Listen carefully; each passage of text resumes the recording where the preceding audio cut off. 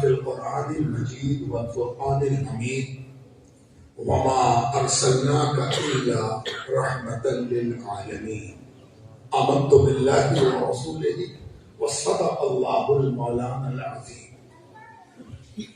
اللہ حضرت مفتی اس بامسمہ محبوب علی شاہ صاحب، ڈاکٹر شاعر اللہ خان صاحب، مشائخ رامپور، علماء رامپور، معزز سامعین و حاضرین، عزیز طلباء، نوجوان فضلاء، اس سے پہلے کہ اس باوقار، بارونق، بابرکت مجلس میں کچھ عرض کرنے کی جسارت کی جائے، آئیے ہم اور آپ مل کر اپنی اس مجلس کو مزید متبرک بنانے کے لیے بارگاہ نبوت اور بارگاہ اہل بیت نبوت میں درود و سلام کا ہدیہ پیش کرنے کی سعادت حاصل کی جائے۔ اللہم صلی علی سیدنا و مولانا محمد معدن الجود والکرم ومنبع العلم والحلم والحکم وعلى آلہ واصحابہ واہل بیتہ وبارک وسلم۔ سب سے پہلے تو میں اللہ سبحانہ تعالیٰ کا بڑا مشکور و ممنون ہوں کہ اس نے اس علمی شہر میں ایک بار پھر مہمان بننے کی سعادت عطا فرمائی۔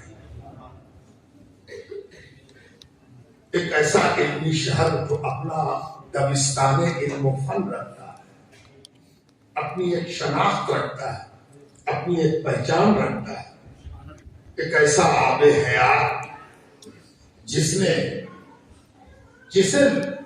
ایک گھونٹ پلا دیا وہ خود دبستان بن سکتا، ایک ایسا مرکز جو آج بھی قدامت کے باوجود،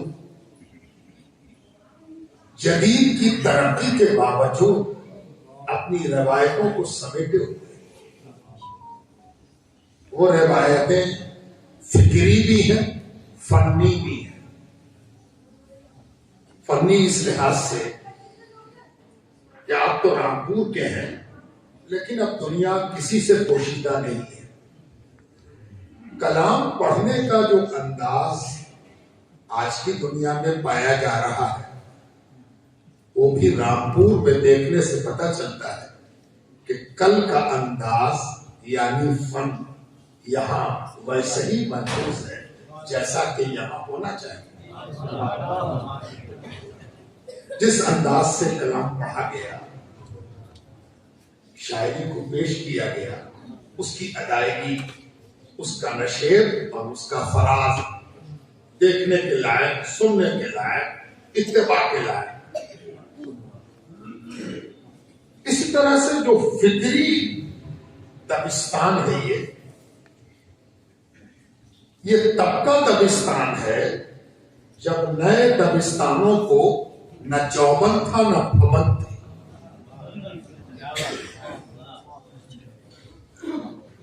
یوون بھی یہیں سے ملا، پابند بھی یہیں سے ملا۔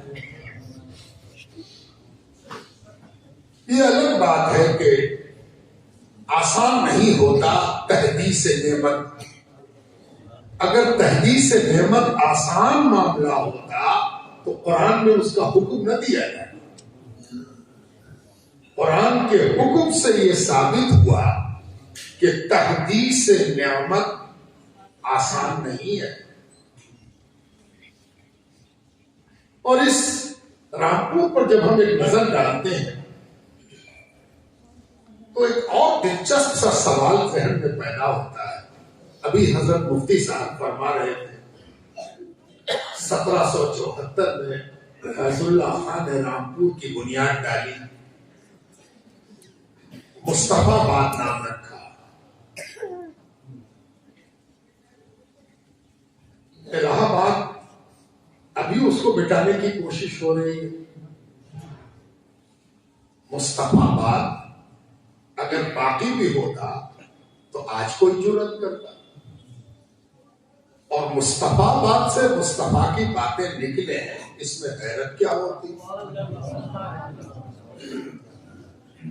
رامپور سے وہ بات نکلے, توجہ چاہتے, جو مجھے کہنا ہے وہ ہم الہ آباد سے کہیں, مصطفیٰ باد سے کہیں, تو یہ بات قرین قیاس ہے, حیرت کی بات نہیں, آشچرج کا وشے نہیں ہے. آشچرج کا وشے یہ ہے بالکل اس کے برعکس کہ جو کفر از کعبہ بالخیزت کجا مانت مسلمانی, یہاں کا معاملہ بالکل الگ ہے کہ رامپور سے اسلام کا چشمہ پھوٹا اور جسے پیاس لگی اس نے اپنی سیرابی یہی سے لی.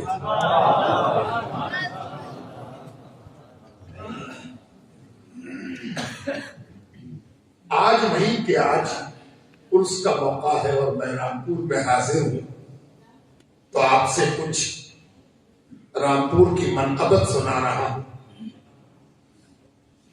غالب بھی یہاں آئے تھے اور غالب نے شاید بڑے غور سے رامپور کو دیکھا ہوگا, اور ان کے دیکھنے کی اگر تعبیر کی جائے تو ان کو کوئی کم نظر نہیں آیا. تو ان کو فکر ہوئی کہ سب برابر کے ہیں یا کوئی غالب بھی ہے.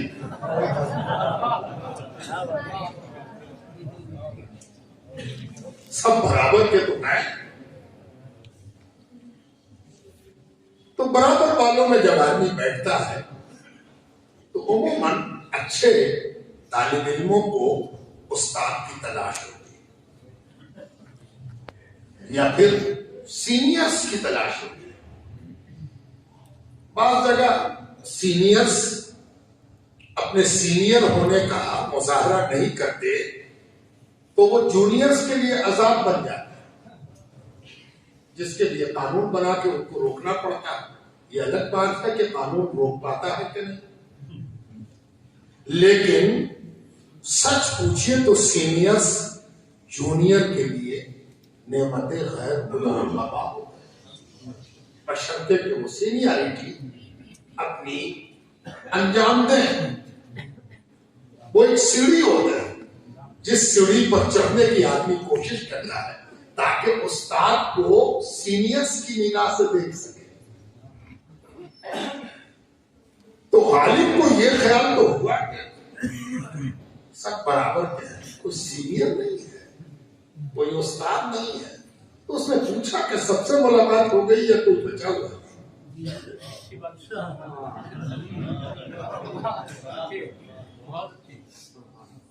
رامپور میں قبلہ تلاش کرنا ہے, اور پھر آپ جانتے ہیں یہ شہر رامپور ہے.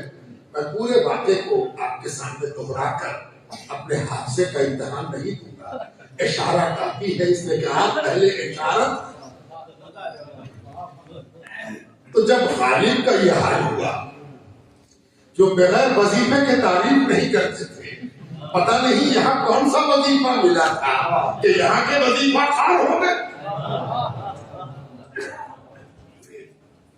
اور پھر اگر علم و ادب سے ذرا ہٹ کے ہم لوگ اس علم کی طرف چلیں جو علم ادب کو سینچتا ہے, اس علم کی بات کریں تو ایسا نہیں ہے کہ فیض اللہ خان یہاں حاکم ہوئے, فرما روا ہوئے تو انہوں نے اورنگزیب کی طرح اور تتار خان کی طرح نہیں سوچا کہ کوئی فتح ہندیہ بھی ہو جائے, کوئی فتح تتار خانیہ بھی ہو جائے. انہوں نے بھی سوچا اور انہوں نے کہا نہیں, اس سلطنت کی, اس ریاست کی حکومت کا منہج طے کرنے کے لیے ایک مجموعہ فتاوی ہونا چاہیے. اور انہوں نے ہزاروں صفحات کو محیط فتاوی فیض اللہ خانیہ یا فیض خانیہ کے نام سے مرتب کرا دیا، جو عربی زبان میں، اور علامہ محمد یوسف زئی جنہوں نے اس کام کو کیا، انہوں نے رامپور کا ایک ایسا باب مکمل کر دیا کہ جب کبھی کوئی مڑ کے رامپور کی طرف دیکھے گا تو اس کو احساس ہوگا کہ یہ کسی فن میں پیچھے نہیں رہا۔ ہاں، یہ ناقدری تو ہو ہی گئی، شاید حکومت کے زوال کی وجہ کر وہ فتاوی عام نہ ہو سکا، شائع نہ ہو سکا، شائع تو نہ ہوا تو نہ ہوا۔ اتنی کتابیں رضا لائبریری نے چھاپ دی، کتابیں جو آج کل چھپتی ہیں ان کا معیار بھی کسی کو خوش کرنا ہو گیا ہے۔ ہم کسی کو خوش کرنا چاہتے ہیں، ہم کسی کو بتانا چاہتے ہیں کہ ہم بہت سیکولر ہیں، اور اس وجہ سے اپنے سیکولر ثابت کرنے کی کوشش میں ہم معیار بھول جاتے ہیں، اور ہم یہ بھول جاتے ہیں کہ وہ کون سی چیزیں ہیں جن کو اولیت ملنی چاہیے، اور وہ کون سی چیز ہے جن کو ثانویت اور ثالثیت میں رکھنا چاہیے، سورس تک جانا چاہیے، یہ بھول جاتے ہیں۔ افسوس کی بات ہے کہ اب تک وہ فتاوی کا مجموعہ شائع نہیں، نہ اس پر پی ایچ ڈی ہوئی، نہ اس پر بحث ہوئی، کہ آخر فیض اللہ خان کی سنجیدہ کوششوں سے اس یوسف زئی خاندان کے ایک فرد نے علماء رامپور کی مدد سے فقہ و فتاوی کی دنیا کو کتنا وسیع کیا، کہاں پہنچائے۔ ان کے سامنے تو دونوں مجموعے موجود تھے، فتاوی تتار خانیہ بھی موجود تھا، اور فتاوی عالمگیری جسے فتاوی ہدیہ کہتے ہیں وہ بھی موجود تھا۔ اب کام اس سے آگے کہاں بڑھا، وہ کون سا منہج اختیار کیا گیا، یہ بڑا قابل غور ہے، اور اس پر کام ہونا چاہیے۔ وہ آگے بڑھے گا اور اس سے رامپور کا علمی قدر اور بلند ہوگا۔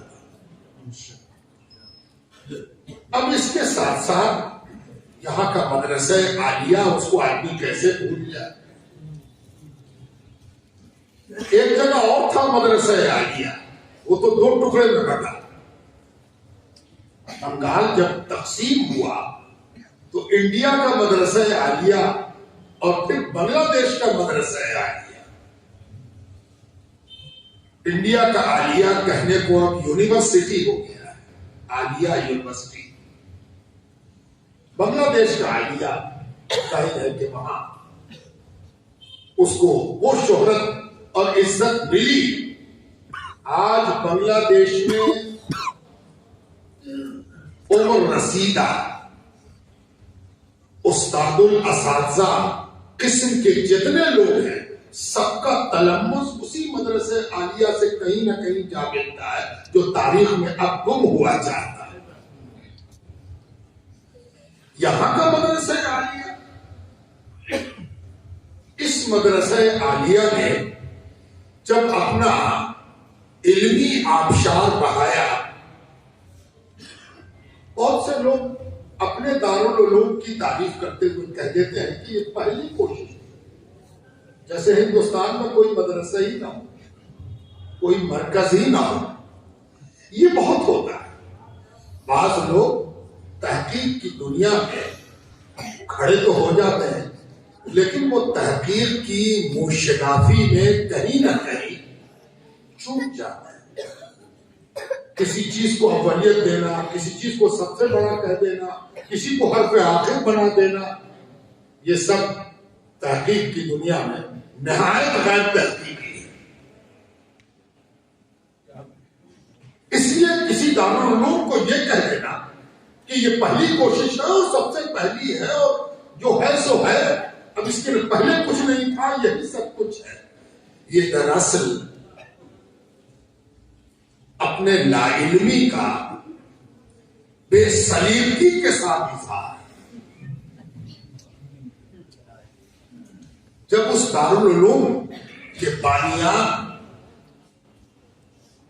تلمس کی منزل طے کر رہے تھے تو مدرسہ اہلیہ ان کو زانوے تلمس طے کرنا سکھا رہا.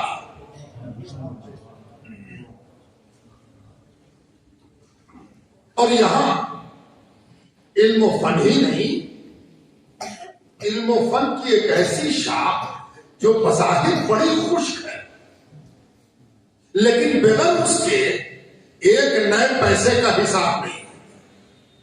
اس کو علم ریاضی کہتے ہیں، اور اس کا بھی ایک علامہ، وہ بھی عبد العلی نام کا، اسی سرزمین سے پیدا ہوا، اور اس نے مجبور کیا کہ آؤ آؤ ادھر آؤ، ریاضی ہم سے سیکھ لو تاکہ بڑے بڑوں کا حساب کر سکو. حساب کرنا بھی جس نے سکھایا اس کا نام علامہ عبد العلی رامپوری ہے. اور جب یہاں تک پہنچ گیا تو رامپور اگر ہاتھ میں چاقو دیتا ہے تو سر پر ٹوپی بھی پہنا دیتا ہے کہ اس چاقو کا غلط استعمال نہیں ہونا چاہیے. سر پر ٹوپی ہے نا، صرف ہاتھ میں ٹوپی نہیں دی، ہاتھ میں چاقو دیا، سر پر ٹوپی پہنا ہے. یعنی رامپور نے دونوں باتیں سکھائی. ٹوپی امن کی علامت ہے اور چاقو اگر مجبور کرو گے تو پھر جہاد کی علامت ہے.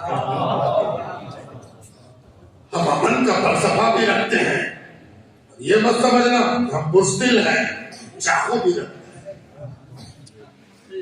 یہ ہے رامپور. اب ایک تذکرہ نہ ہو تو پھر سب کچھ چھوٹ جائے، اور وہ ہیں صوفیہ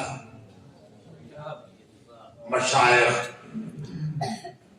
ان کا سب سے بڑا کارنامہ یہ ہے کہ یہ توازن بناتے ہیں. ان کا کام ہے توازن بنانا، بیلنس بنانا.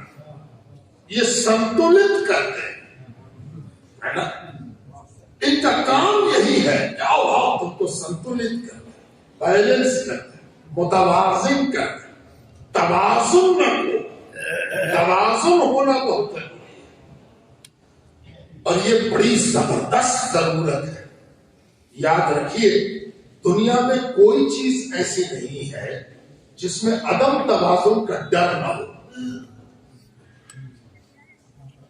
یہ علم کا عدم توازن ہی تھا کہ بہت بڑا عالم شیطان ہو گیا.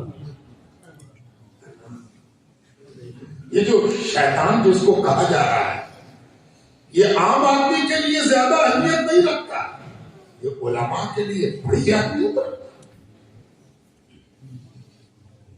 کہ ارے باپ رے باپ، بہار کی زبان، ارے باپ رے باپ، ارے باپ رے باپ، تو عالم ہی سے شرم کرنا ہے. تو ہر عالم کو جس سنجیدگی کے ساتھ لاہور پڑھنا چاہیے وہ غیر عالم کے لیے وہ مقامی نہیں. عالم جب لاہور پڑھے گا تو بات سمجھ میں آئے گی کہ ارے باپ تو شیطان کو سمجھ رہا ہے. تو یہ توازن صوفیہ کے یہاں پایا جاتا ہے. اور میں آپ سے کیا عرض کروں کہ اگر آپ مدرسے کے نصاب پر نظر رکھتے ہیں تو طلباء بڑی تعداد میں ہیں، نوجوان فضلاء ہیں، اساتذہ کی سب بھری ہوئی ہے. 50 سال سے زیادہ کا تدریسی تجربہ رکھنے والے سب کے محبوب یہاں بیٹھے ہیں. اس صدی پڑھا دی، کئی جنریشن پڑھ دیا. دادا بھی کہیں گے میرے استاد، ابا بھی کہیں گے میرے استاد، اور بیٹا کہے گا میرے تو استاد.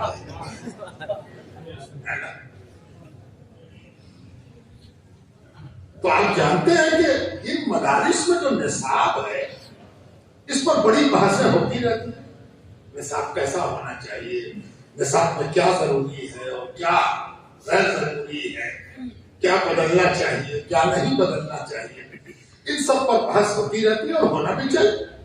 ظاہر ہے کہ جو نصاب ہے وہ نص نہیں ہے. ہمارے معاشرے کی ایک سب سے بڑی دقت یہ ہے کہ ہم نے نص پر ایمان لا کر ایک اور غلطی کر دی ہے کہ شوق وابستگی نص اتنا ہم کو ہو گیا ہے کہ جو نص نہیں ہے اس کو بھی ہم نص بناتے بیٹھے ہیں. ہم سمجھتے ہیں کہ یہ بھی نص ہے. ارے بھائی یہ نص نہیں ہے، یہ کسی ماہر کا فیصلہ، کسی ایکسپرٹ کی رائے ہے. یہی فتوے کا بھی حال ہے، یہی تشریح کا بھی حال ہے، یہی تفسیر کا بھی حال ہے، یہی تعبیر کا بھی حال ہے، یہی توضیح کا بھی حال ہے. ارے تم نے تفسیر کو بھی نص بنا دیا، تم نے توضیح کو بھی نص بنا دیا. ذرا ٹھہرو، ذرا سمجھو. اسلام کا بڑا کنٹریبیوشن ہے. اسلام نے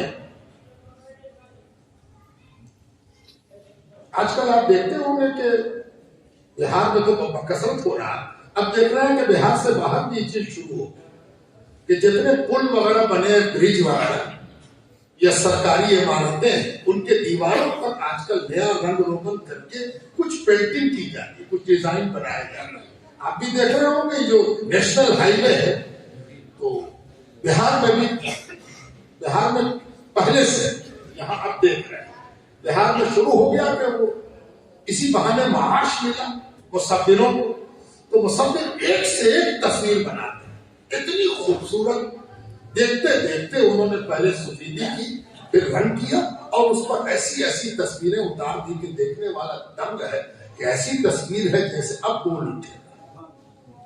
تو میں جب ان تصاویر کو دیکھتا ہوں تو مجھے خیال آتا ہے کہ اسلام کا ایک کنٹریبیوشن، اسلام کا ایک بڑا کارنامہ یہ ہے کہ مصوروں کے ہاتھ سے قلم لے کر، مجسمہ سازوں کے ہاتھ سے ان کی فنکاری کا سانچہ لے کر ان کے ہاتھ میں قلم تھمایا اور کہا محنتی کرنی ہے تو تصویر پر کیوں کرو، حروف پر کرو، خطوط پر کرو، اور نہ نسق لکھو، نستعلیق لکھو، خط مادی لکھو، خط گلدار لکھو، خط شکستہ لکھو، ہے نا. یہ جو ادھر سے ہٹایا یہ ادھر لا کے لگایا، ہے نا.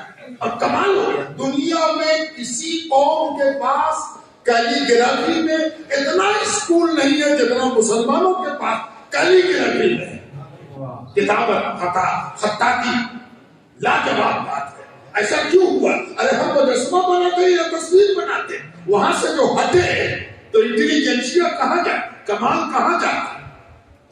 میرے اندر جو صنائی ہے، خالقیت ہے، اس خالق اعظم کے صدقے میں، تو اس خالقیت کو کم دیا گیا لکھنے اور پڑھنے کی طرف. یہ بہت بڑا انقلاب ہے، یہ اسلام کا کنٹریبیوشن ہے. یہ دنیا کو بتانے کی ضرورت ہے کہ دیکھو اسلام نے لکھنے اور پڑھنے کو کتنی اہمیت دی، کہ پڑھنے میں اگر تنوع تھا تو لکھنے میں تنوع نہیں ہوتا تھا. ہم نے وہ بھی کر کے دکھا دیا.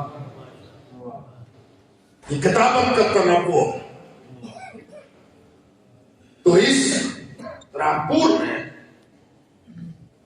یہ کمال بھی دیکھنے میں آیا کہ یہ جو صوفیہ ہیں، انہوں نے صوفیہ کا جو مشرب ہے، صوفیہ کے کام کرنے کا جو طریقہ ہے، جو اسکول آف تھاؤٹ ہے، جو میتھڈ ہے،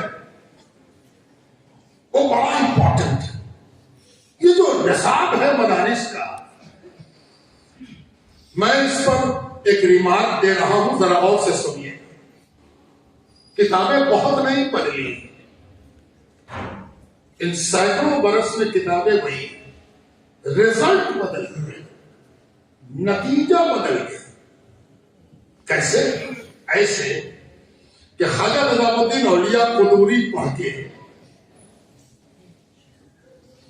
اپنا نصاب مکمل کر کے شیخ کھوجتے ہیں، پیر کھوجتے ہیں، اہل اللہ کھوجتے ہیں، اہل اللہ کی صحبت کے شاعر ہیں.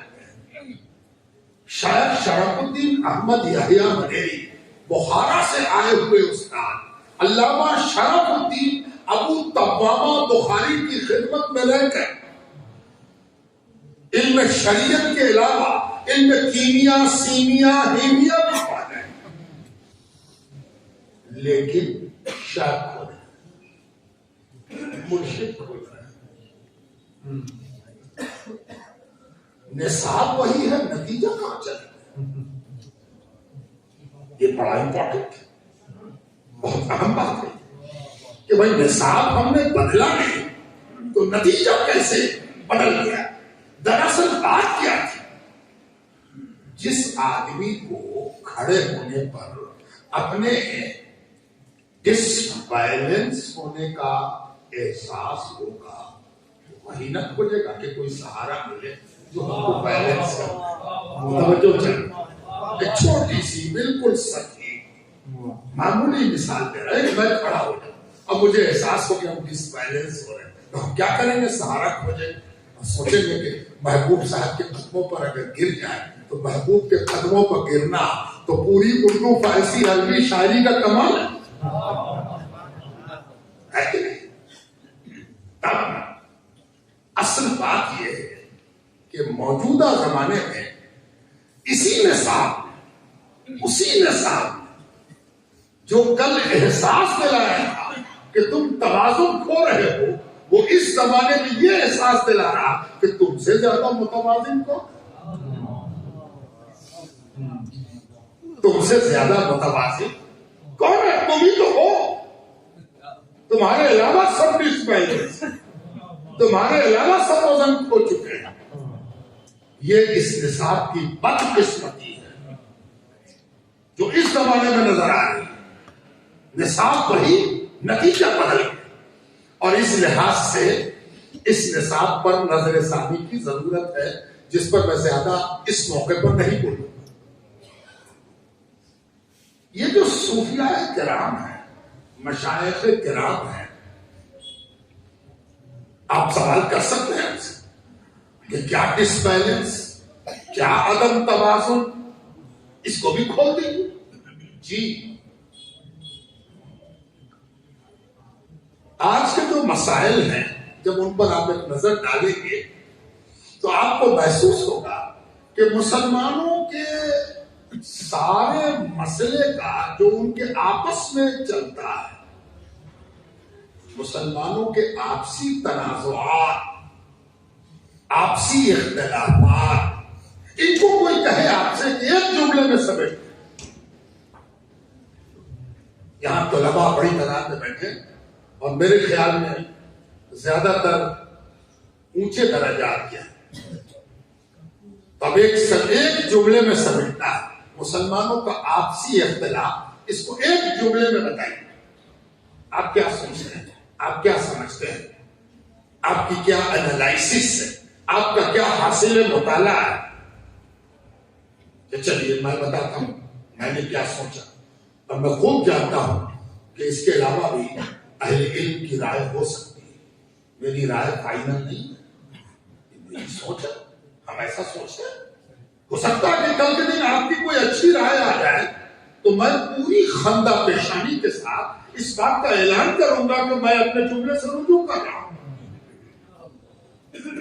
حیرت کی بات ہے کہ یہ رجوع کرنا کب سے کفر ہو گیا، رجوع کفر ہو گیا۔ ہر روز رجوع کرنے والا رجوع کو کفر سمجھنا کہ رجوع کفر ہے، اللہ کی۔ تو میں ایک جملے میں اگر مجھ سے کوئی کہے کہ مسلمانوں کے سارے اختلافات اس ایک جملے میں سمٹ جاتے ہیں کہ مسلمانوں میں سارا اختلاف انٹرپریٹیشن کا ہے، نص ایک ہے، کتاب ایک ہے، سنت ایک ہے، سارا جھگڑا تعبیر کا ہے، خواب ایک ہے، تعبیر الگ الگ ہے، تشریح الگ ہے، توضیح الگ الگ ہے نا؟ اور جناب ساری جنگ اسی بات کی ہے، تم یہ سمجھتے، ہم یہ سمجھتے، ہم وہ سمجھتے ہے نا. اچھا کیا ہمارے بزرگوں نے اس پر نظر نہیں رکھی تھی؟ جی واری چاہیے اپنے بزرگوں اپنے اسلاف کو. آپ کے اسلاف بلا شبہ اس لائق ہیں کہ ہم ان پر نثار، ہم ان پر قربان اور ہم ان پر فخر کریں. ان کے لیے الگ سے ایک حماسہ لکھیں کہ ہم ان پر فخر کرتے ہیں، ان کے علم کی داد دیتے ہیں. اس بات کے لیے کہ انہوں نے ایک ماحول بنایا تھا. کون سا ماحول؟ مدرسے میں ایک ماحول بنایا گیا تھا کہ جب فقہ پڑھایا جائے گا تو کیا پڑھایا جائے؟ موازنہ پڑھایا جائے. امام شافعی کا یہ کہنا ہے اور یہ کہنے کے لیے ان کی یہ دلیل ہے. امام اعظم کا یہ کہنا ہے اور یہ کہنے کے لیے ان کی یہ دلیل ہے. اور دونوں کی دلیل الگ، دونوں کا نتیجہ الگ اور دونوں صاحب رائے. کیا خوبصورت بات ہے. ذرا اور تو کیجیے کہ مدرسہ کس چیز کا نام ہے؟ الف با تا سا کا وہ تو مطلب ہے. مدرسہ اس چیز کا نام ہے جہاں پہنچ کے طالب علم اس لائق ہوتا ہے کہ اختلاف اور اختلاف کی حقیقت اور اختلاف کے باوجود ان کی عزت سیکھ سکے.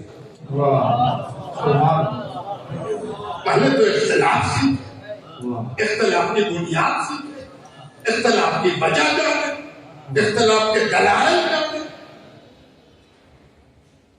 تب اختلاف کے باوجود ان کی عزت سیکھ سکے. یہ مدرسہ ہے. کیا ہو گیا مدرسے؟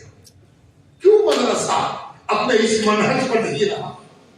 جو کچھ ہم پڑھا رہے ہیں اس کا نتیجہ معاشرے میں نظر نہیں آتا.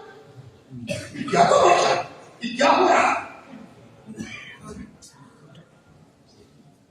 صوفیہ پر بات چل رہی ہے، صوفیوں پر آ رہے ہیں، لیکن بیچ میں یہ ایک بات نکل آئی ہے. جب تک عہد جہالت سمجھ میں نہ آئے عہد اسلام کیسے سمجھ میں؟ تو پہلے جاہلی شاعری، جاہلی ادب، جاہلی معاشرہ، جاہلی فکر، اس کو پہلے سمجھ لو تو پھر اسلام سمجھ میں آئے. تب جب اس حوالے سے آپ غور کریں گے تو آپ کو ایک چیز محسوس ہوگی کہ کہیں نہ کہیں پر چوک ہو گئی.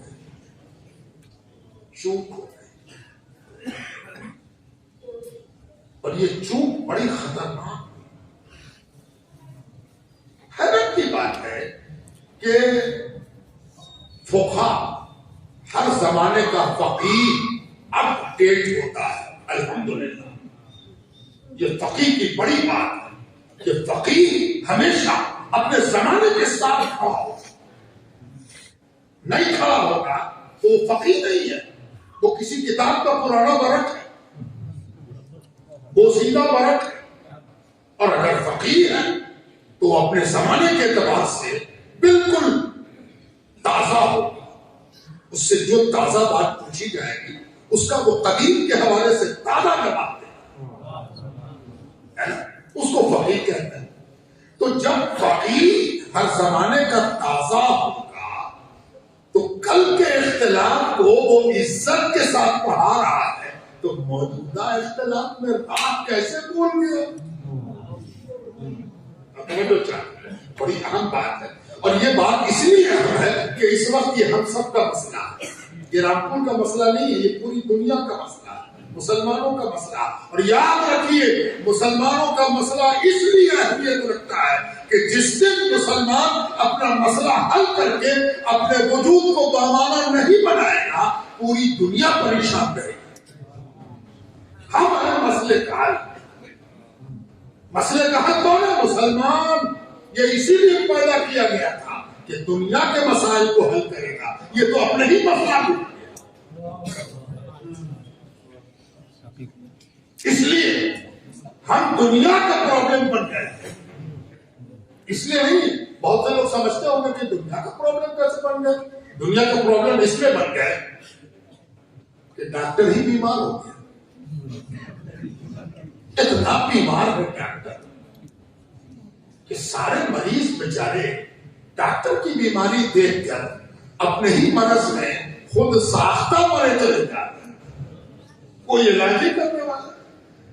مسلمان حکیم ہے، ڈاکٹر ہے، طبیب ہے، اس کا کام ہے لوگوں کا علاج کرنا.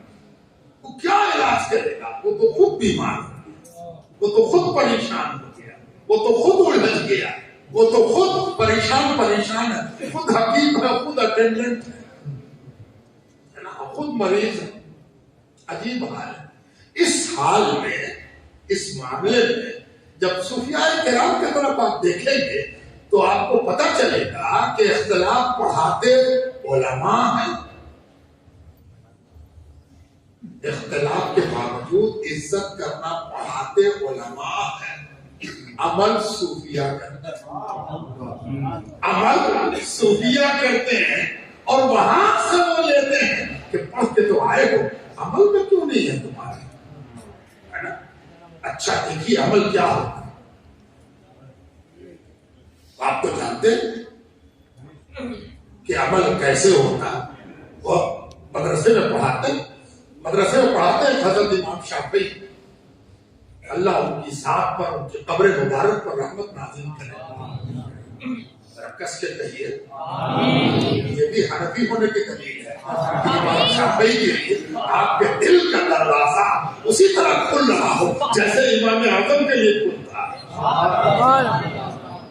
ہے نا. اور یہ فیضان ہے، یہ فیضان رکتا نہیں ہے. یہ فیضان جانتے ہیں کس کا ہے؟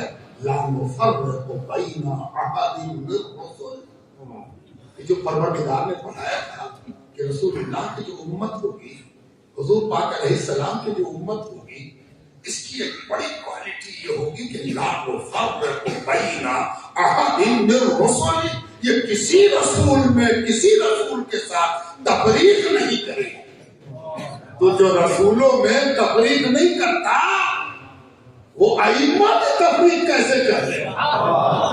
شریعت کے فرق کے باوجود جب نبیوں کے درمیان تفریق نہیں کرتا تو اس نے سیکھ لیا ہے کہ جب الگ الگ انبیاء کے درمیان تفریق نہیں ہوگی تو ایک امت کے ائمہ کے درمیان تفریق کیسے ہوگی؟ امام شافعی مجتہد ہے، کوئی دو رائے نہیں. دنیا کا اجماع. اور یہ بھی معلوم ہے کہ مجتہد اس کو کہتے ہیں جو کسی معاملے میں قرآن اور سنت اور اجماع کے علاوہ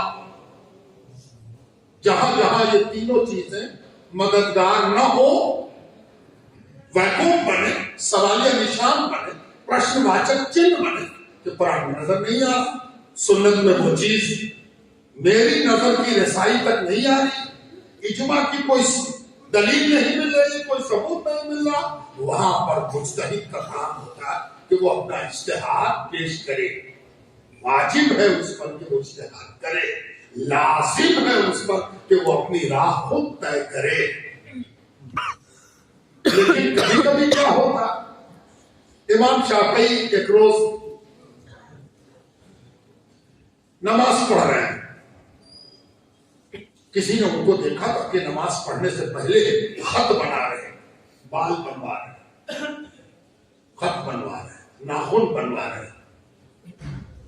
نماز پڑھ کے تمام کیا تو ایک ان کے مسلک کا پیروکار آگے بڑھا اور اس نے کہا امام ایک بات کہہ رہی تھی. کہا بولو. کہا حضرت آپ نے تو بال بنوایا تھا نماز سے پہلے، خط بنوایا تھا، ناخن بنوایا. جی ہاں. اچھا تم دیکھ رہے تھے؟ ہاں دیکھ رہے تھے. تم بولو کیا بات؟ حضرت کاندھے پر دیکھا کہ کچھ بال موجود ہیں. خط جو بنوایا، ناخن جو بنوایا، اس کے کچھ فضلات ٹکڑے جسم پر نظر آئے اور آپ نے نماز پڑھ لی. جبکہ آپ کے نزدیک جب تک ان سے پاکی نہ حاصل کی جائے، ان کو دور نہ کیا جائے، طہارت میں سوالیہ نشان ہے. اب امام شافعی کا جواب سنیے اور دیکھیے اسلام کس منہج پر ہمیں لے جانا چاہتا ہے, اسلام کیا کہنا چاہتا ہے, اسلام کیا بتانا چاہتا ہے. امام شافعی نے جواب دیا, امام ابو حنیفہ کے نزدیک بالوں کے کچھ اجزاء اگر بدن پر نظر آ جائے تو طہارت میں فرق نہیں پڑتا.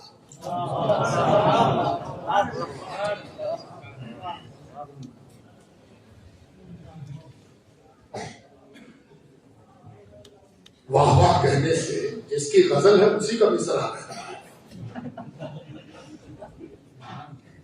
یہ مشکل ہو کہ مصرع ان کا ہے, واہ واہ کیا مصرع ہے, واہ واہ.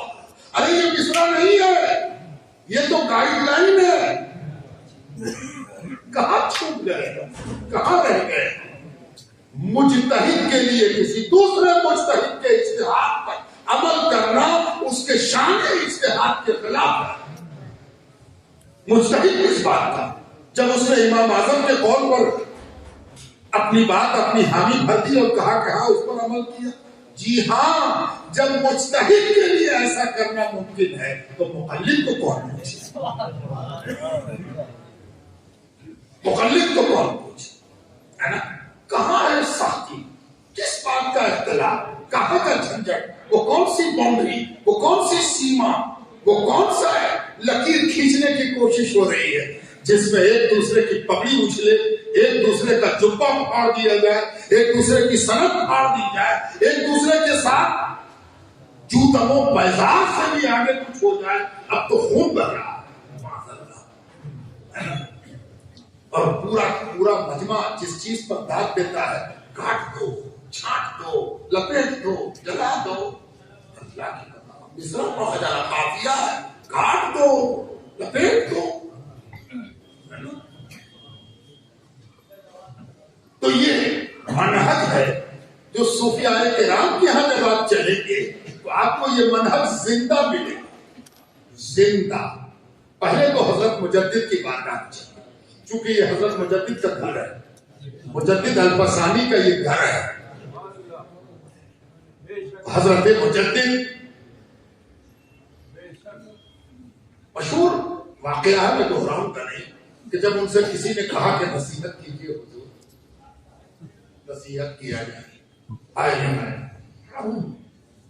لوگ کہتے ہیں کہ قبر میں زندہ ہیں کہ نہیں ہے. قبر کی زندگی پر سوالیہ نشان اٹھاتے ہیں. ارے جس کا فرمود زندہ ہے, توجہ چاہتا ہوں, اس فرمود کی زندگی پر بڑا معاملہ ہے. قرآن جاویدانی کتاب ہے, اب جو اس کتاب سے وابستہ ہوگا اس کے اندر فرمود میں وہی کیفیت پیدا ہوگی جو قرآن پر اتباع کے نتیجے میں ہوگی. کیا خوبصورت بات کہا, نصیحت کیجیے, کہا دیکھو کبھی دعوے خدائی نہ کرو. ارے سارا تصوف سمیٹ کے یہاں آ گیا, اور فقہ والوں کو پہلے دن بھی یہی پڑھانا چاہیے اور آخری دن بھی یہی پڑھانا چاہیے. پڑھا کے داخل کرنا چاہیے اور پڑھا کے خارج کرنا چاہیے. استاد جب فیڈنگ شروع کرے, استاد کیا کرتا ہے, انگلش میں ایک لفظ ہے فیڈنگ, اس کے لیے بہت خوبصورت لفظ میرے پاس اردو میں نہیں ہے کہ ہم آپ کے لیے کوئی اور لفظ استعمال کریں, ہے نا. ہندی میں ایک لفظ ہے لیکن وہ بہت زیادہ مہذب نہیں, استمپان, ہے نا. یہ استاد کیا کرتا, استاد فیڈنگ کرتا, تغذیہ, غذا کھلاتا, پرورش کرتا. کھا پی کے آئے ہو بیٹا, باپ بہت کھلا کے تیز ہے, خوراکی بھی تیز ہے. اگر یہ خوراکی سے تمہارا کام وہیں چل جاتا تو یہ آئے کھائے, یہاں تو ہم پلائے, ہم کھلائے. استاد وہ استاد پلاتا, دودھ پلاتا, پرورش کرتا. جیسے انڈے پر مرغی بیٹھتی ہے اسی طرح استاد کسی کی اولاد کو اپنے پنجے کے اندر لیتا ہے اور ہر معاملے میں حفاظت کرتا ہے, نگہداشت کرتا ہے, تب جا کر اس کے اندر سے ایک نئی مخلوق پیدا ہو. تو استاد نے جب آیا کہا اعوذ باللہ بسم اللہ تو ہوبے کیا بابو ذرا صحیح بھی پڑھو. خدائی کا دعویٰ کبھی نہ کرو. اعوذ باللہ خدائی کا دعویٰ کبھی نہ کرو. جو ہم چاہیں گے سو ہو جائے گا. ارے تو یہ توحید کے ایسا منافی ہے کہ یہ کر کے اور توحید کا نام لے اس سے توحید چھین لینی چاہیے. تو توحید کیا بیان کرے؟ جو تو نے چاہا سو ہو جائے. وقت کا فرعون تو ہی ہے. اسی کا نام فرعونیت ہے کہ جو ہم چاہیں گے سو ہو جائے. جو ہم چاہتے ہیں سو ہو جائے. جو ہم چاہیں وہی ہو. جو ہم چاہیں وہی ہو. یہی فرعونیت ہے. نام بدلتی رہتی ہے. مصر میں کچھ اور یہاں کچھ اور. اسی کا نام فرعونیت ہے. اور دوسری نصیحت کر دی دیکھو دعوی نبوت بھی نہ کرنا. اللہ دعوی نبوت اور کچھ نہ ہوتا. یہی آپ کے دو جملے ہوتے جو ملا کے ایک جملے ہیں. یہی کافی تھے.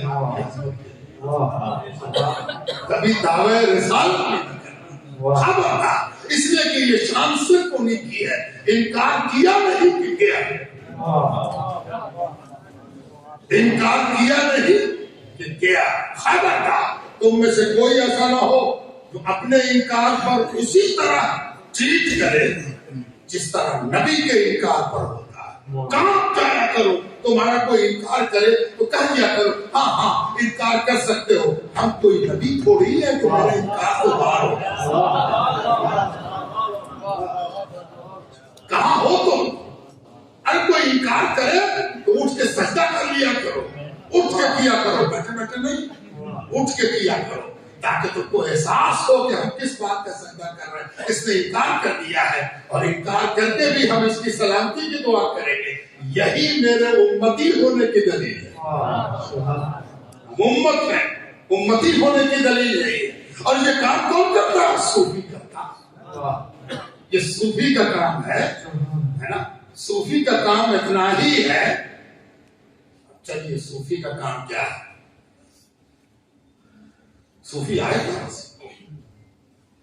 اب صوفی کا اوریجن تلاش کیا جائے. منبع مخزن مبدا. پریشان میں لوگ صوفی کا مخزن تلاش. مخدوم جہاں شرف الدین یحییٰ مدنی سے پوچھا گیا کہ پہلا صوفی کون ہے؟ کہا حضرت آدم علیہ السلام. حضرت آدم علیہ السلام. میں چونکہ پڑھاتا ہوں اس لیے سوال ہو جائے. یہاں پر مخدوم صاحب نے لکھا. پوچھنے والے نے پوچھا کہ یہ بات مخدوم صاحب نے کہی ہے سمجھ میں نہیں آئی. پہلے صوفی حضرت آدم علیہ السلام. کہا ہاں. کہا کیسے؟ کہا دیکھو علم کا تقاضا یہ تھا کہ علم سوال سکھاتا ہے. علم سوال سکھاتا ہے. علم کا نتیجہ ہے. میں جس استاد سے ہم لوگ حدیث پڑھتے تھے تو میرے ایک استاد تھے بڑا مشکل. تو وہ ہم لوگ معطب بیٹھے ہوئے ہیں حدیث کا درس ہو رہا ہے پڑھا رہے ہیں اور اس کے بعد ان کی تقریر جاری ہے اور ہم لوگ جب وہ مخاطب ہوتے ہم لوگ جی جی جی ہاں جی جی جی جی سنتے سنتے تم لوگوں نے ہم پاگل سمجھا. ایسی بات کبھی بہنوں کو مان میں بھی یہ بات نہیں. کہا بہنوں کو مان سے ہی سب کام نہیں ہوتا. عمل بھی دیکھا جا رہا ہے. ہم نے کہا وہ کیسے؟ ایسا ہی سن لیجیے. کہا ایسا پاگل تو تم نے دیکھا ہوگا جو دیکھنے سے بھی پاگل نظر آ جائے. سب سے خطرناک پاگل وہ ہے کہ مانگ نکلی ہوئی ہے, ٹوپی درست ہے, شیروانی کا سب بٹن قاعدے سے لگا ہوا ہے پاگل. یہ بڑا خطرناک پاگل. تو کہا حضور مطلب یہ کہ ہم نہیں سمجھ پا رہے. کہنے لگے ہر چیز میں جی جی کرو گے تو بہت مشکل ہے. کوئی سوال پیدا نہیں ہوا, کوئی اشکال پیدا نہیں ہوا, کوئی چیز غلط سمجھ میں نہیں آئی کہ غلط ہے صحیح کیسے ہو گئے, یہ درست کیسے ہو گئے. ارے سلام نہیں کرو گے تو اس کے مطلب ہو گئے کہ ڈر کے مارے ہاں کہہ رہے ہیں، اور ہم پاگل نہیں ہیں کہ ہم سے ڈر جائیں، ہم تم سے سلام سے پوچھو۔ تو علم کی نمائندگی وہاں کون کر رہا تھا؟ شیطان۔ اس نے کہا انا خیر منہ، ہم تو اس سے اچھے ہیں۔ دلیل اس کی یہ ہے کہ خلقتنی من نار، ہم کو تم نے آگ سے پیدا کیا۔ اور دلیل کے اعتبار سے یہ صحیح ہے کہ آگ افضل ہے، لیکن اتنا پڑھنے والا، اتنا پڑھاکو، اتنا بڑا معلم یہ نہیں سمجھ سکا کہ فضیلت تقدیر نہیں ہے۔ توجہ چاہتا ہوں، فضیلت تقدیری نہیں ہے۔ فضیلت کہتے ہیں اس منصب کو جس پر بنانے والا بیٹھا دے تو وہ افضل ہے۔ فضیلت تقدیری نہیں ہے۔ آگ کی تقدیر مٹی سے افضل ہے تو یہ افضل ہو گئے۔ ارے کہاں ہو تم؟ یہاں تقدیر لکھی جاتی ہے، کل آگ کو افضل لکھا تھا، مٹی کو افضل۔ کہاں ہو تم اللہ کے سامنے ماضی اور حال کا فرق کر رہے ہو؟ ارے کہاں ہو تم؟ کل ہم نے بنایا تھا آگ کو افضل، آج ہم نے مٹی کو افضل۔ میں نے عرض کیا تھا کہ فقیہ ہمیشہ اپڈیٹ ہوتا ہے نا۔ مخدوم صاحب نے ایک واقعہ لکھا، مخدوم صاحب نے لکھا ہے کہ محمود کے دربار میں یہ نجوا ہو رہا تھا، سرگوشی، ایک سے اہل علم بیٹھے، ایک سے اہل دانش دربار میں موجود ہے، کسی پر بادشاہ کی ویسی نگاہ نہیں جیسی اس ایاز پر ہے۔ آخر ایاز میں کون سی خاص بات؟ ایاز کو کیوں اتنی منظور نظری ہے؟ کیوں؟ کیا بات؟ اتنا مقبول کیوں ہے؟ تو اچھا بادشاہ ٹوہ لیتا رہے گا، وہ بادشاہ ہی نہیں ہے جو ٹوہ نہ لے۔ اس ٹوہ لینے کے لیے بادشاہ لوگوں کو بہت خرچہ کرنا پڑتا ہے۔ آپ کو معلوم ہی ہے کہ ابھی کہاں سے انہوں نے ایک سبیل کھوجی کہ کس کو کیسے ٹوہ میں لیا جائے، اس کے پتہ کرنے کے لیے پوری ایک خریداری ہوئی، اور بڑے بڑے اس میں پریشان ہے کہ میری بھی ٹوہ ہے، ہم بھی ٹوہ میں ہیں، ہمارا بھی ریکارڈ ہو رہا ہے۔ تو بادشاہ کو ٹوہ لینا پڑتا، تو بادشاہ ٹوہ لے رہا تھا، تو بادشاہ نے کہا کہ اچھا یہ سوال پیدا ہوگا، چلو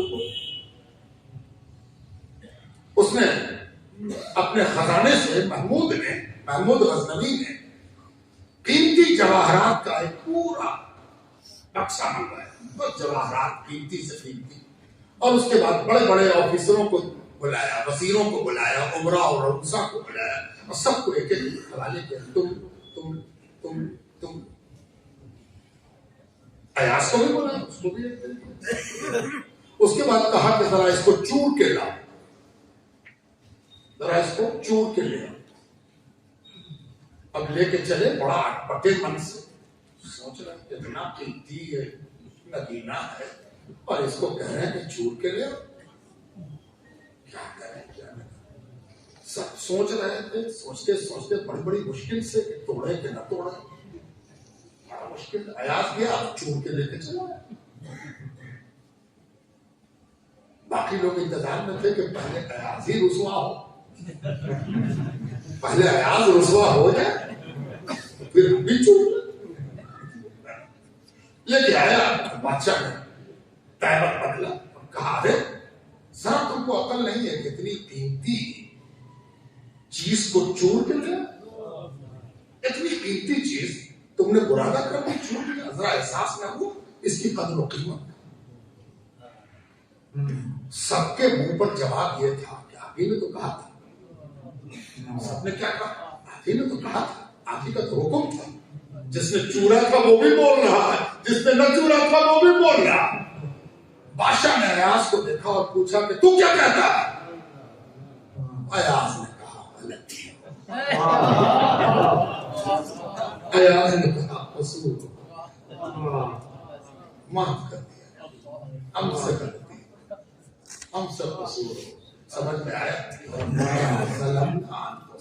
وَإِن لَمْ تَغْفِرْ لَنَا وَتَرْحَمْنَا لَنَكُونَنَّ مِنَ الْخَاسِرِينَ. ایک طرف شیطان کہہ رہا کما اغویتنی، تو نے ہی ہمیں گمراہ کیا ہے. دوسری طرف حضرت آدم کہہ رہے ربنا ظلمنا انفسنا وَإِن لَمْ تَغْفِرْ لَنَا وَتَرْحَمْنَا لَنَكُونَنَّ مِنَ الْخَاسِرِينَ. اے پروردگار ہم سے غلطی ہو. آدم پہلے صوفی ہے. بات سمجھ میں آئی؟ آدم کیسے پہلے صوفی ہے؟ آدم پہلے صوفی اس طرح ہے کہ پروردگار نے جب ان سے پوچھا آدم ربو، آدم غلطی کر گئے، یہ نہیں کہا کوئی پتا بغیر تیرے حکم کے ہلتا ہے. کہا ربنا ظلمنا وَإِن لَمْ تَغْفِرْ لَنَا وَتَرْحَمْنَا لَنَكُونَنَّ مِنَ الْخَاسِرِينَ. ہے نا؟ یہ صوفی ہے جو بیلنس کرتا ہے. بیلنس یہی ہے کہ جب بندے سے سوال کیا جائے تو وہ رب کی ربوبیت سے زیادہ اپنی بندگی کو دیکھے کہ ہم بندہ ہیں. اب بیلنس ہے کیا؟ بیلنس یہی ہے کہ جب ضرورت پڑے تو اپنی بندگی کے پیر پر نگاہ جائے، اپنے چمکتے ہوئے پروں پر نگاہ نہ جائے، پیر پر نگاہ رہے کہ ہم ہیں کیا. اور جو ان پیروں پر نگاہ رکھنا سکھاتا ہے اس کا نام حضرت مولانا شاہ احمد علی قدس سرہ العزیز ہے، جن کی مجلس میں ہم اور آپ حاضر ہیں کہ نواب رامپور دعا کی درخواست کرتے ہیں. کیا لینڈ مارک واقعہ ہے سر، لاجواب، بہترین ہے نا. ذرا کہو حضرت سے بھی ملاقات کریں. جانتے ہیں یہ کیا؟ یہی تو احساس ہے اس بات کا کہ ہم ڈس بیلنس ہو گئے. کوئی پکڑ لے، کوئی سنبھال لے. تو میں نے پہلے کہا کہ یہ بڑی بات ہے کہ کسی کو احساس ہو کہ ہم توازن کھو رہے ہیں. احساس ہی نہیں ہے، ہم توازن کھوئے ہوئے ہیں. جیسے زلزلہ ہو کے گزر گیا، بہت سے آدمی زلزلہ پتہ چل کو کچھ پتہ نہ چلے. نواب صاحب کو احساس ہوا سہارا اور اچھا حاکم اس لیے زیادہ پریشان ہوتا ہے کہ اس کا عدم توازن ملک کا عدم توازن ہے، سلطنت کا عدم توازن ہے، پوری شاسن پرنالی کا عدم توازن ہے. اس کو فکر سوچا کہ خود سے حاضر ہوں گے تو اچھی بات ہوگی. حال کہلوا کے دوا لینے سے اچھا ہے کہ ڈاکٹر خود نفس پکڑے. کہا کہ اجازت مل جاتی تو خود سے حاضر. طبیب نے کہا کہ نہ، یہ روایت اچھی نہیں ہے، وہ آج آئے گا تو میری غریب عوام جو میرے دروازے پر آتی ہے جھوٹ موٹ کا دھکا کھائے گی کہ نواب صاحب آ رہے ہیں. اور ایک بار جہاں آنے کا معاملہ ہو گیا پھر تو نواب دروازہ دیکھ لے، تب تو بہت مشکل ہے. لیکن اگر کوئی لڑکھڑاتا ہوا ندا کرتا ہے تو یہ لازم ہے کہ اس کو سہارا دیا. کیا کہا کہ 3 شرط ہے، 3 شرط کے ساتھ ہم دعا کریں. مقصود تو دعا نہ ہے، ملاقات ضروری نہیں ہے. اگر ملاقات ضروری ہوتی تو بندہ بھی رب سے ملاقات کر کے دعا کرتا. توجہ چاہتا ہوں، ہاں توجہ چاہتا ہوں. اگر ملاقات ضروری ہوتی تو دعا کرانے میں کیوں ضروری سمجھ رہے ہو؟ جس سے مانگنا ہے اس سے ملاقات ہوئی ہے تو اس سے دعا کرو گے. تو جب بغیر ملاقات کے دعا جائز ہے تو دعا کرنا بھی جائز ہے. تم اپنی جگہ رہو، ہم اپنی جگہ رہو. 3 شرط، ابھی 3 شرطوں میں اصل بات. پہلی شرط آئے گا، یہ نہ کہا کہ خانقاہ کے سامنے کی سڑک صحیح ہو جائے. بڑا بڑا گیٹ بن گیا رامپور میں، ہو سکتا ہے کہ بنانے والے کو پھانسی ہی ہو جائے. دے ہی دینا چاہیے پھانسی. ہم کو یاد ہے کہ کیس میں کسی نے کہا حضور یہ بہت بڑا مجرم ہے، اس کو تو بیل نہیں ہونا چاہیے، بیل ہونا ہی نہیں چاہیے، اس کو بیل نہیں دیا. تو تو مخالف پارٹی کا وکیل سنتے سنتے کھڑا ہوا، اس نے کہا کہ حضور یہ بہت محنت کر رہا ہے، اچھا ہوگا کہ یہ حکم کر دیا جائے کہ اس کو پھانسی دے دیا، پھانسی دے دینا ٹھیک ہے۔ سب ڈس بیلنس، سب کو بیلنس کی طرح ہے نا۔ بیلنس دینے والے نے کہا 3 شرط ہے تبھی زلزلہ ختم ہوگا، 3 شرط پوری کرو۔ کہا پہلی شرط یہ ہے کہ عوام، بیچاری عوام لکھوا کے سنوا کے پڑھوا کے درخواست دیتی ہے، اب درخواست پڑھی تو کون پوچھے درخواست، کئی مہینے گزر گئے، درخواست پر کوئی رد عمل نہیں، پتہ نہیں پھینکا گئی، نوچا گئی، پھٹ گئی، کون پوچھے کسی کی درخواست۔ اس سے عوام کو بہت نقصان ہوتا ہے، عوام بہت پریشان ہوتی ہے۔ اور سنو، جب عوام پریشان ہوگی، عوام بادشاہ سے نا امید ہوگی، تو اللہ سے امیدواری کا حق کہاں پہنچے گا؟ اللہ سے امیدواری کا حق اسی کو ہے جو بندوں کو نا امید نہ کرے۔ ایسا کرو کہ ایک آرڈیننس پاس کر دو کہ زیادہ سے زیادہ 1 ہفتہ لگے گا، درخواست پر آرڈر ہو جائے گا۔ صوفی سبق بہت سلیقے سے پڑھاتا، یہ نہیں کہا کہ آپ کو درخواست پر آرڈر کیا کرنا ہے، مثبت کے منفی، یہ سب سے مطلب نہیں ہے۔ تم درخواست سنو نا، توجہ چاہتا ہوں، اس کا بھی ایک راز ہے، وہ بھی ایک خط میں پوشیدہ ہے۔ بابا فرید مسعود گنج شکر رحمت اللہ علیہ کی خدمت میں ایک شخص حاضر ہوا کہ میرے لیے سفارش کرتے ہیں، وہ بھی یہاں کے پیران ہیں، اس لیے کہ جتنے مجددی ہیں، مجدد الفسانی رحمت اللہ علیہ کہ 3 شیخ ہیں، ایک ان کے والد ماجد شیخ عبداللہ، اللہ ان کی ذات پر، ان کی قبر مبارک پر خوب انوار کی بارش کرتا، اور دوسرے شیخ ان کے خواجہ باقی بلا ہیں، اللہ تعالیٰ ان کے رازوں کو اور پاکیزہ فرمائے، اور تیسرے شیخ ان کے شیخ سکندر کیکلی ہیں، تینوں سے ان کے سلسلے پہنچے ہیں رحمت اللہ تعالیٰ علیہ وعلیہ اجمعین۔ ان تینوں میں سے والد کا سلسلہ پکا چشتی ہے، اور اس میں قادریت کی آمیزش ہے۔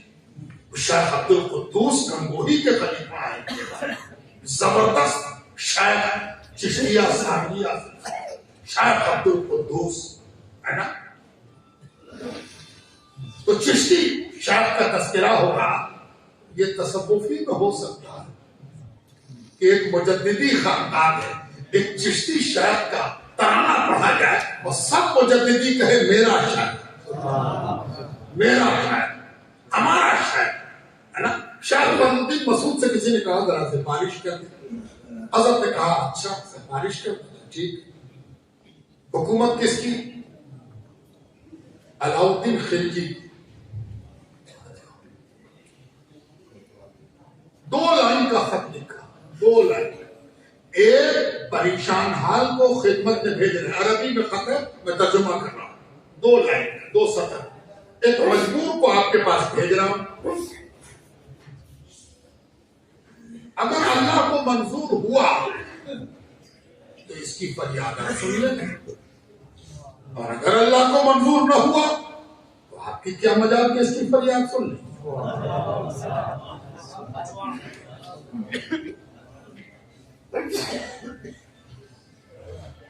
کیا بیلنس درست کرتے ہیں صوفیہ ہے نا۔ اس سلطنت کے خمار نے تجھ کو ڈس بیلنس کر دیا ہے، دیکھ ہم کیسے بیلنس کرتے ہیں۔ سن، تو اگر ہاں لکھے گا تو پروردگار کہاں ہوگا، تب تو لکھ رہا ہے ہاں، اور اگر تو نے نہ لکھا تو کبھی مت سوچنا کہ ہم نے نہ کیا، ہم جب وہاں سے نہ ہو گیا تو تو صرف کاغذ بانٹنے والا۔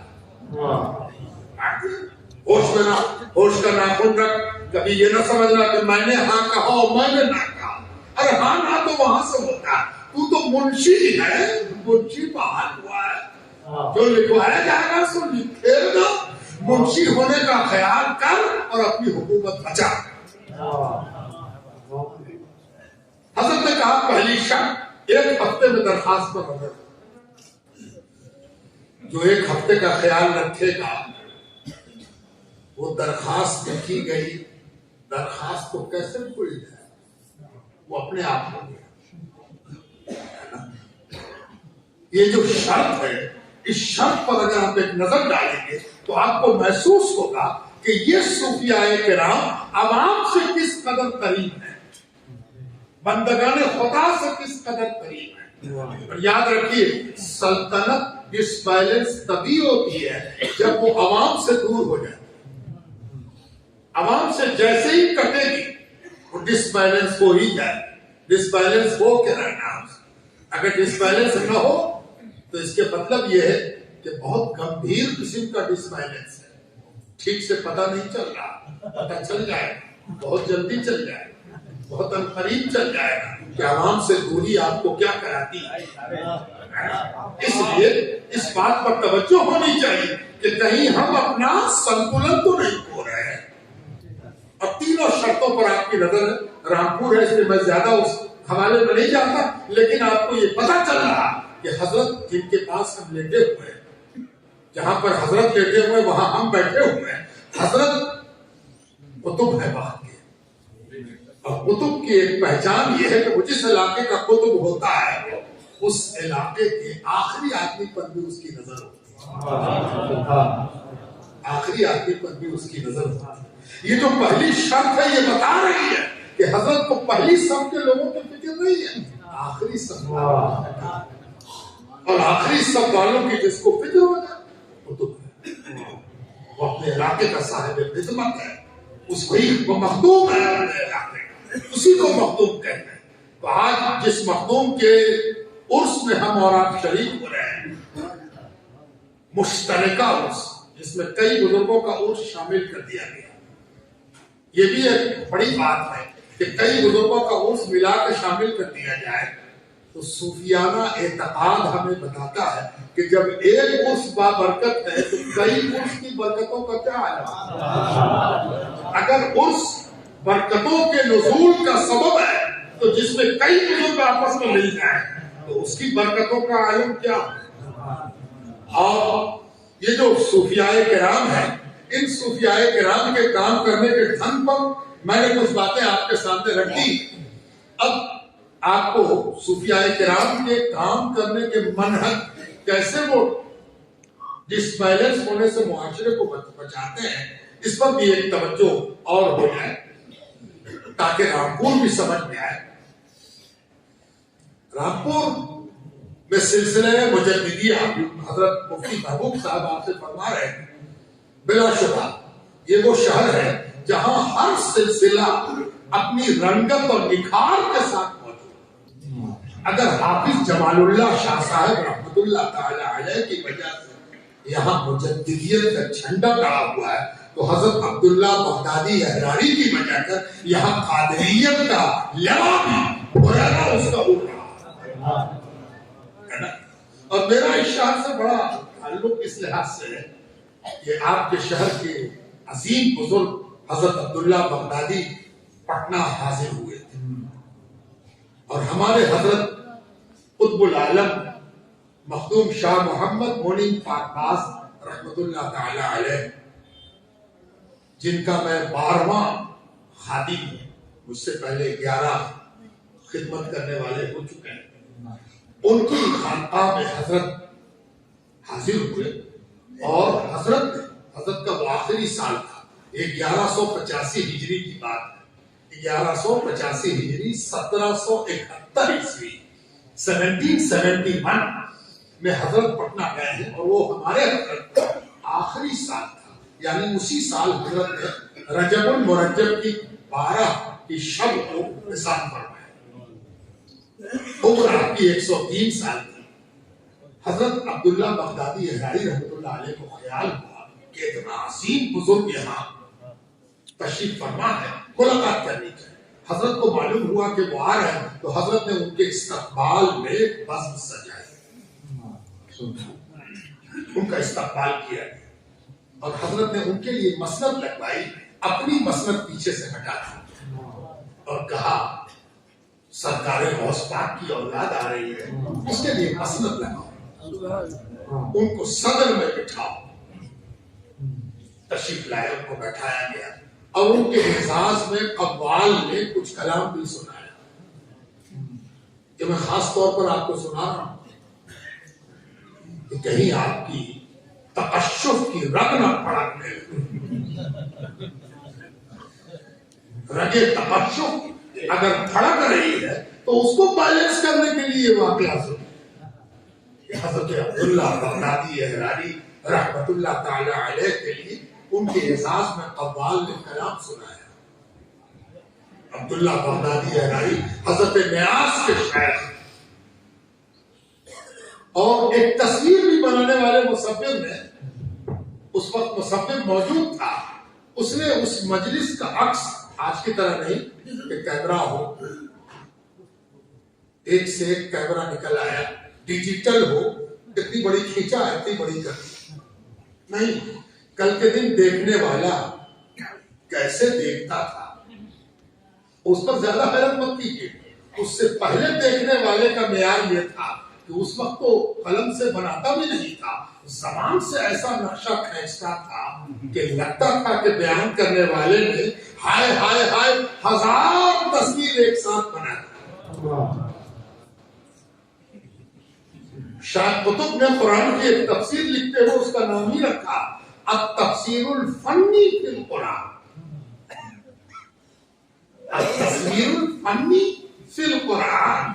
اس میں انہوں نے یہ ثابت کیا ہے کہ پروردگار نے اس دنیا میں اپنا کلام نازل فرمایا تو اس کی ایک خوبی یہ رکھی ہے کہ جس چیز کا نقشہ پروردگار لفظوں میں کھینچتا ہے اس خوبصورتی سے کھینچتا ہے کہ اچھا قاری اور اچھا سمجھدار اگر قاعدے سے پڑھے تو اسے لگے گا کہ جنت سامنے ہے، قیامت سامنے ہے، دوزخ سامنے ہے، حشر و نشر سامنے ہے۔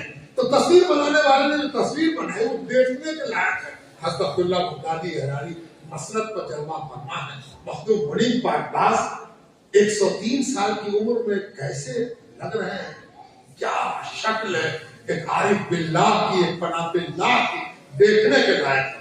اور اس کے بعد حضرت کا خادم عبداللہ بغدادی احراری کا خادم پیچھے کھڑا ہوا ہے، اور حضرت کے خلفاء مخدوم منیم پاکباز کے اجل خلفاء کیسے بیٹھے ہوئے ہیں اور کس ادب کے ساتھ سب کی نشست ہے، وہ دیکھنے کے لائق ہے۔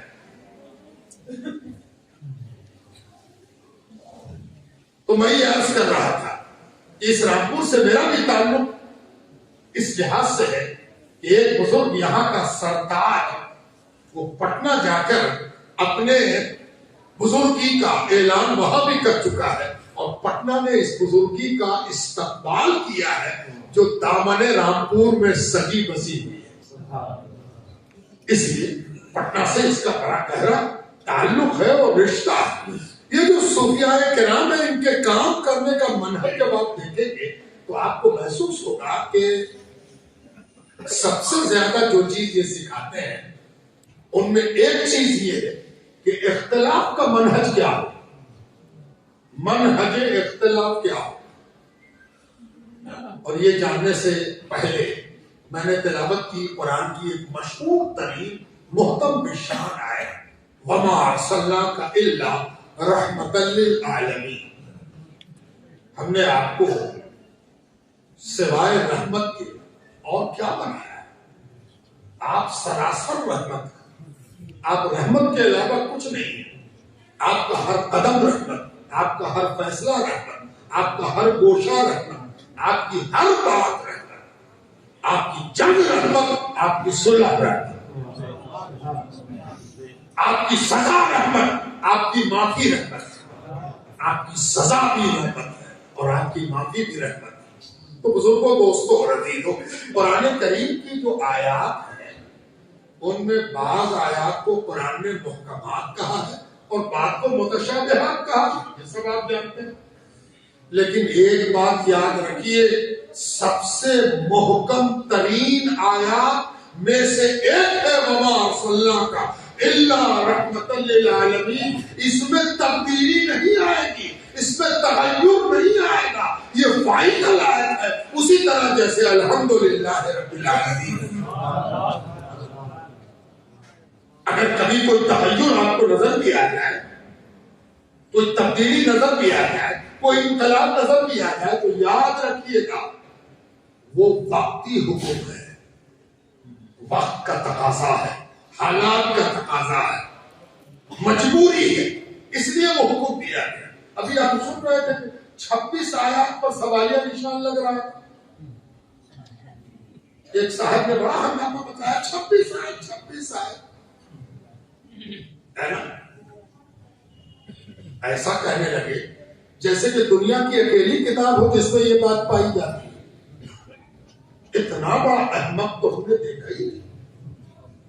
اور کبھی کبھی کسی میدان میں، کسی کورٹ کے سامنے، کوئی میدان میں آپ نے دیکھا ہوگا کنگھی بیچ رہا، پاچک بیچ رہا، دوا بیچ رہا، کھینی بیچ رہا، اور ہر بیچنے والے کے پاس بھیڑ لگی۔ دیکھیے نا، بھیڑ لگا، بھیڑ لگا۔ اس دنیا کا دستور ہے، جھوٹی نبوت بانٹے تو بھیڑ لگ جائے، جھوٹی ولایت بانٹے تو بھیڑ لگ جائے، پاچک بیچے تو بھیڑ لگ جائے۔ بھیڑ لگنا یہاں کوئی کمال نہیں ہے، بھیڑ لگنے سے کوئی فائدہ مند نہیں آتا۔ بھیڑ والے ہوشیار ہو جاؤ، جتنی بھیڑ لگاؤ گے اتنا ہی تم سے پرسش ہوگی۔ بھیڑ سے خوش مت ہو جاؤ، جتنا بھیڑ اتنا ہی پلڑے پر بٹکھرا چڑھ رہا ہے۔ اپنے وزن کا اندازہ کر لو، ایسا نہ ہو کہ ترازو بالکل سڑاک سے نیچے چلا جائے اور تم بالکل جھٹک سے اوپر چلے جائے۔ اپنے وزن کا خیال رکھو۔ اس نے 26 آیت پر، ارے بے وقوف، دنیا کے کس قانون میں وہ بات نہیں ہے؟ توجہ چاہتا ہوں، ایک کا مجمع ہے، دنیا کا کوئی قانون ایسا نہیں ہے جس میں یہ لائن نہ لکھی ہوئی ہو۔ کون سی لائن؟ وہی لائن کہ اگر ایمرجنسی آئی، کوئی بڑا حادثہ ہو گیا، تو لا اینڈ آرڈر کو قائم رکھنے کے لیے سرکاری مجسٹریٹ یہ حکم دے گا، شوٹ ایٹ سائٹ، جہاں دیکھو وہیں گولی مار۔ اعلان کیا جائے گا، آپ کو سوچت کیا جاتا ہے کہ اگر آپ نے قانون کی ابہیلنا کی تو شوٹ ایٹ سائٹ کا آرڈر ہو گیا ہے، دیکھتے ہی گولی ماری ہے۔ کیوں نہیں کہتے ہو تو قرآن پر عمل کر، قرآن کی آیت پر اعتراض ہے نا، تمہارے قانون میں بھی تو موجود ہے، عملی طور پر موجود ہے۔ تو اس قانون کو جو تمہارے قانون میں موجود ہے، کیا اس پر سوال نشان لگے گا؟ تم کہو گے نہیں نہیں، یہ تو ضرورت ہے۔ تو اپنی ضرورت سمجھ میں آ گئی، قرآن کی ضرورت سمجھ میں نہیں ہے۔ کیا یہ ہر وقت ہوگا؟ ہر کھانے کے بعد کھانے دار نکلے اور کہے کہ بہت بھیڑ تم لوگ لگائے تو مارے گا پولیس کو جہاں کرو، آدمی کہے گا اس کو پاگل خانے پہنچائیے۔ قرآن کی جو ہے محکم ہے، فائنل ہے، وما ارسلناک الا رحمتا للعالمین۔ ایسا قانون رسول نے دیا ہے اللہ سے لے کر، تب وہ رحمت ہے۔ اگر نہ دیتا تو رحمت نہ ہوتا، اس لیے کہ قانون ضروری ہے ایمرجنسی کے مطابق، جیسے تمہارے یہاں بھی ضروری ہے۔ وما ارسلناک الا رحمتا للعالمین۔ اب سرائے جلدی سے ایک رشتہ سنی، شجرہ، شجرہ صوفیہ نے شجرہ سمجھا دیا، ورنہ شجرہ بھی سمجھ میں نہیں آتا۔ ارے اسی شجرے نے یہ سمجھایا کہ یہ جو حدیث آئی ہے کہ میری امت کا اختلاف رحمت ہے، اس کا شجرہ وما ارسلناک الا رحمتا للعالمین سے ملتا ہے۔ اگر یہ نبی کی امت ہے تو یہ اختلاف بھی کرے گی تو رحمت والا نبی کی امت ہے، رحمت ہی ہوگا۔ اب تم کو یہ فیصلہ کرنا ہے کہ تم اختلاف کو رحمت بنائے میں ہو یا زحمت، اختلاف رحمت ہے یا زحمت۔ تم کیسے اس کو دیکھ رہے ہیں؟ آپ سے پوچھا جائے تب بھی آپ کا فتوے کے بارے میں کیا خیال ہے؟ آپ فتوے کے بارے میں کیا کہتے ہیں؟ فتوا صحیح ہے یا غلط؟ فتوا صحیح ہے یا غلط؟ ہم نے کہا قرآن میں وہ والی آئے فاقتلوا، صحیح ہے یا غلط؟ کہا نہیں بالکل صحیح ہے، ایمان ہے۔ کہا اسی قرآن نے تو سکھا دیا کہ کسی چیز کو غلط کہنے کی ضرورت نہیں ہے، صرف اس کا اپروپریٹ استعمال کہاں ہونا چاہیے یہ سمجھنے کی ضرورت ہے۔ کون کہہ رہا ہے کہ غلط ہے؟ کون کہہ رہا ہے کہ غلط ہے؟ بے بنیاد ہے، فضول ہے، کون کہہ رہا ہے؟ لیکن تم یہ بھول گئے ہو کہ کسی چیز کا استعمال کہاں ہوگا، کتنا ہوگا، کس قدر ہوگا، کب تک ہوگا، یہ بھول گئے۔ اصل مسئلہ یہ، جب بھی کوئی بڑا عالم، جب بھی کوئی متبادر عالم کوئی فیصلہ لیتا ہے تو اس فیصلے کو غلط کر دینا علماء کی نشانی نہیں ہے۔ اور یہ بھی یاد رکھنا چاہیے کہ علماء رامپور کا یہ مطمح نظر ہے کہ جب دو لوگ آپس میں اختلاف کا شکار ہوتے ہیں تو کسی ایک پر تشدد کی پگڑی نہیں باندھی جا سکتی، ادھر بھی تشدد ادھر بھی تشدد۔ اگر انہوں نے کہا کہ یہ قابل گرفت ہے تو آپ نے کیوں نہیں ہٹا دیا؟ اگر یہ گرفت کہنے والے تشدد کر رہے ہیں تو آپ نہ ہٹانے والے بھی تشدد کر رہے ہیں۔ میں آپ کو ایک مثال سناؤں، ابھی انہی کی سائٹ پر ہم نے دیکھا کہ بہشتی زیور پر کچھ اعتراض ہوا۔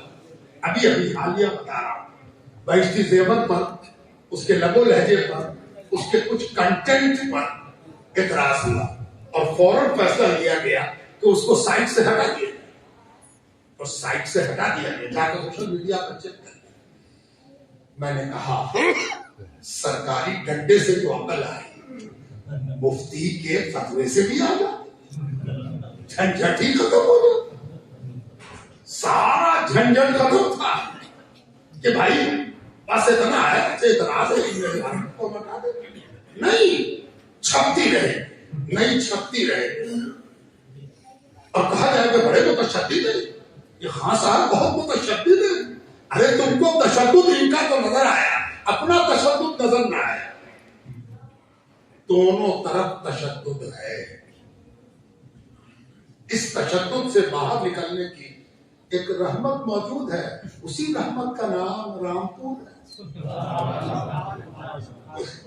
اسی رحمت کا نام رامپور ہے نا؟ جانتے ہو رحمت کیا ہے؟ اب چلو رحمت کی تعریف سنو۔ رحمت کی ایک تعریف یہ ہے کہ دو ہی راستہ ہو، دونوں بند۔ یہ والا راستہ ادھر سے بھی ایک راستہ ہے، یا اللہ اب جانے کدھر؟ تو رحمت اس کو کہتے ہیں کوئی کہ تیسرا بھی ہے، تیسرا بھی ہے، ادھر سے سلامت نکل جاؤ گے تو ہم نے ادھر والا بھی چھوڑو، ادھر سے نکلو۔ ہم نے کسی راستے کو غلط نہیں کہا، ہم نے کسی راستے پر یہ نہیں انگلی اٹھائی کہ یہ غلط راستہ ہے، یہ غلط راستہ ہے۔ میں نے کہا دونوں ہے، تیسرا بھی ہے، تیسرا بھی ہے نا؟ تو رامپور کس کا نام ہے؟ رحمت کا نام ہے، اسی کو رحمت کرتے ہیں۔ اب تم یہ حدیث پڑھو اور تم بتاؤ رحمت کا نام۔ تم نے تو راستہ بند کر دیا، تم نے بھی راستہ بند کر دیا، تم دونوں راستہ بند کر کے بیٹھے ہو۔ ایک راستہ رامپور ہے جو بیچ سے نکل رہا ہے اور نکلتا چلا جا رہا ہے۔ تمہارے یہاں تبدیلی آئی، ان کے یہاں تبدیلی آئی، تمہارے یہاں تغیر آئے، ان کے یہاں تغیر آئے، ان کے یہاں تو ابھی بھی یا نبی سلام علیہ۔ تغیر کس کو کہتے ہیں؟ جو دیکھ رامپور نے یا نبی سلام علیہ پڑھا، انہوں نے بند کر دیا، انہوں نے اپنا نیا سلام نکالا۔ توجہ چاہیے، یہ سنجیدہ علمی بات ہے، تماشا نہیں ہو رہا۔ رامپور نے کہا کہ نہیں، ہم تو وہیں پر ہیں جہاں مولانا عبدالعلی استاذ گرامی تھے، کہ وہ بھی یہی پڑھتے تھے یا نبی سلام علیک، اور ہم بھی وہی ہے نا، کوئی اختلاف۔ ارے تم نے تو اختلاف سے اپنے آپ کو ہٹا لیا ایک اور چیز پڑھ کے۔ حاضر کے سیرے پر بحث ہوئی تھی، حاضر کے سیرے سے تم ہٹ گئے۔ بحث تو حاضر کا سیوا ہے، اس حاضر کے سیرے پر رامپور حاضر ہے، حرف ندا کے ساتھ حاضر ہے نا۔ آؤ حاضر کے سیرے پر پھر ہم دونوں ایک ہو جاتے ہیں۔ وہ بھول گیا ہے، تم بدل گئے ہے نا، اور دونوں آ کے جس رحمت پر اکٹھے ہو گئے وہ تمہارا ماضی ہے، وہ تمہارا بھی ماضی ہے، ان کا بھی ماضی ہے، دونوں کا ماضی ہے۔ اور یہی خانقاہوں کا مطمع نظر ہے۔ خانقاہیں یہ سب نہیں کہتی کہ تمہارا فتویٰ غلط، تمہارا معاملہ غلط، تم ایسے غلط سوچ رہے ہو، تم وہ نہیں۔ ہم یہ سکھاتے ہیں کہ غلط کو غلط کہنے والے غلط غلط کہتے رہیں، ہم تو تم کو یہ سکھائیں گے کہ تم اپنا غلط پہچانتے ہو، تم کو دوسرے کے غلط سے کیا لینا دینا۔ ادھر تم اپنا غلط پہچانتے ہو، ادھر اپنا غلط پہچاننا سیکھ جاؤ، بس یہی تو بیلنس بنا دے گا۔ اب دوسرے کا غلط دیکھتے رہو گے تو ڈگمگا جاؤ، گڑبڑا جاؤ، ہے نا۔ تم کو یہ دیکھنا ہے کہ ہمارا قصور کیا ہے، ہماری غلطی کیا ہے۔ یہی ہے صوفیہ کی وہ تعلیم جس کے نتیجے میں وہ ایک صفت دیتے ہیں۔ وہ صفت کیا ہے کہ وہ کہتے ہیں ایک بہت بڑا گناہ ہے جس میں آدمی انجانے میں مبتلا ہو۔ جانتے ہو بہت بڑا گناہ کیا ہے؟ دوسرے کے بارے میں بدگمان، دوسرے کے بارے میں بدگمان۔ اب بدگمانی لباس تبدیل کرتی ہے، بدگمانی لباس تبدیل کرتی ہے۔ پہلے بدگمانی کیا ہے اس کو پہلے سمجھنے کی کوشش کی۔ ایک بزرگ سے آ کر شکایت کی گئی، حضرت آپ مجددین ہیں؟ ہاں مجددین۔ آپ سما نہیں سنتے؟ جی سما نہیں سنتے۔ فلاں سنتے، فلاں سنتے۔ تو انتظار رہے کہ دیکھیں ری ایکشن کیا آتا ہے۔ تو ری ایکشن کی تو زبان طے ہے نا، طے کر دی گئی ہے زبان۔ اچھا جو کام ہم نہیں کرتے وہ کرتے ہیں تو بدعتی ہوں۔ پہلا لفظ تو بدعت ہے۔ اس قدر تماشا کیا اس بدعت نے، جس کو چاہا بدعت ہے۔ اور حضرت کی بات یہ کہ مائک پر کہا کہ بدعت ہے، توجہ تھا، مائک پر چلا کے کہا کہ یہ کام بدعت ہے۔ لوہے کے مائک پر یہ بدعت کا الزام، سبحان اللہ۔ یہ بھی توفیق نہیں ہے کہ مسلمانوں کو آپس میں ایک دوسرے پر بدگمانی کی بوچھار کرتے وقت یہ بھی خیال نہ رہا کہ ہم کیا کر رہے ہیں۔ حیرت، کوئی سنجیدہ ہے، بڑا پیسہ ہو گیا، کپڑا ایسا کہ ایک دم سفید رہتا ہے، کہیں پر داغ نہیں۔ حیرت کی بات ہے کہ حدیث کی کتابوں میں صحابہ کے جو آثار ملتے ہیں، دونوں کتابیں نکال کے پڑھ جائیے جو صحابہ کرام کے سلسلے میں عظیم کام کر کے لوگوں نے رکھ دیا۔ حیرت ہوتی ہے کہ اسی عرب میں وہ صحابہ تھے جن کے پاس ایک ہی چادر تھی، اور اسی عرب میں یہ شیخ ہے جس کا اجلا کپڑا کبھی ذرا سا بھی میلا نہیں ہو۔ لیکن اس کو ساری عقل سمجھ میں آ گئی، یہ بات سمجھ میں نہیں آئی کہ یہ ساری دنیا کے مسلمان کو بدعتی کہہ رہا ہے اور اسلامی سال ہجری والا بنا ہوا،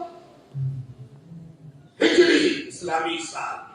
ارے جو کام حضور پاک علیہ السلام نے کبھی نہیں کیا، وہ حضور کے 5 برس کے بعد سیدنا عمر فاروق نے فیصلہ لے لیا کہ مسلمانوں کا ایک کیلنڈر بھی ہوگا، اس پر اتفاق ہو گیا، کیلنڈر بن گیا، دنیا اس کو اسلامی سال کہہ رہی ہے، اور تم بدعت کیے ہوئے، کس کو بدعت کہو؟ تو بدعت کی تعریف کرنے والے بھی بڑا جلدی جلدی رنگ بدلتے ہیں. پہلے کہیں گے جو کام حضور کے زمانے میں نہیں ہوا وہ سب بدعت ہے. پھر ان کو احساس ہوا کہ غلطی یا تو پھنس جائیں گے, بڑی بری طرح پھنسے. جو باقی دوسری اذان بھی ہو رہی ہے, پہلی ہو چکی, کیا ہوگا؟ اور تراویح کی نماز بھی سنت مؤکدہ ہو گئی, اب کیا ہوگا؟ تب تو بڑا مشکل ہے. پھنسے ہجری سال کا کیا ہوگا؟ تب ان کو خیال ہونا نہیں. صحابہ کا عمل بھی عین اسلام ہے. صحابہ کے بعد دیکھا جائے گا کہ کیا بدعت ہے. اچھا چلو ایک سیڑھی تو نیچے اترے, کرو تھوڑا حادثہ نواز. ابھی ہوش نہیں رہا کہ ہم کیا بول گئے. اب ایک سیڑھی نیچے اتر آئے. اب جب ایک سیڑھی نیچے اتر آئے تب تو اور مشکل ہو گئی, اس لیے کہ ان کی کوئی مسجد ایسی نہیں جس میں مینارہ نہ ہو. یا اللہ اس مینارے کو کس نے بنوایا ہے نا. 3 گنبد والی مسجد پر ٹھاٹ سے قبضہ کرتے ہیں, کبھی کبھی 1 گنبد والی پر بھی قبضہ کر لیتے ہیں, چاہے وہ مسجد عبد النبی کی کیوں نہ ہو. نام رکھنا شرک, جائیداد پر آلتی پالتی مار کے بیٹھ جانا عین اسلام. عبد النبی نام رکھنا شرک اور اس کی جائیداد کا لقمہ پشتہ پشت کھانا عین اسلام.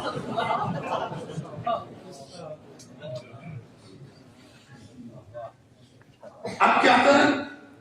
پوچھا گیا کہ قرآن کریم کا یہ نسخہ,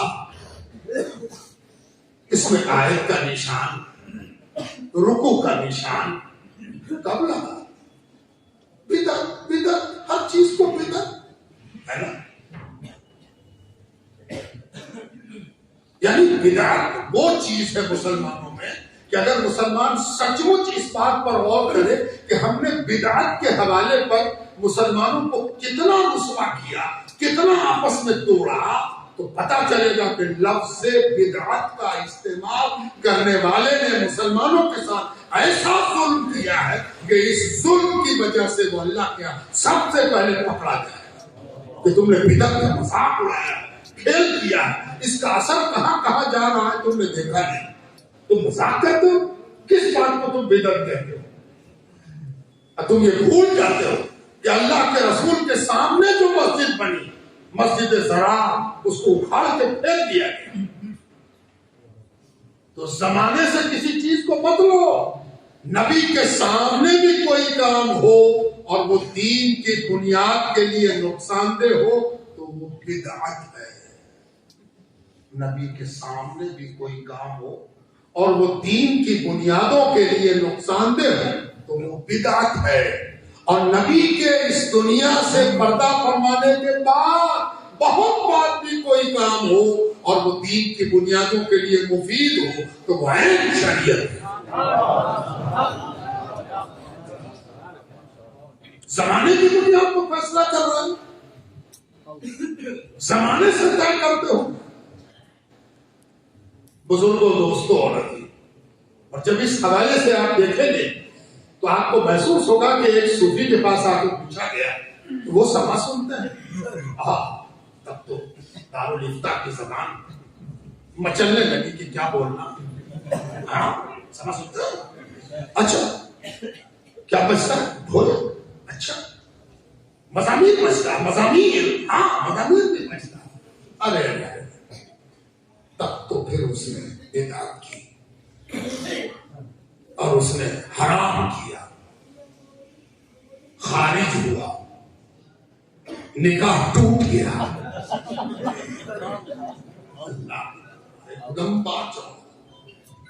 ارے صوفیوں سے سیکھو, دیکھو صوفی کیسے فتویٰ لکھنا سکھاتا ہے نا.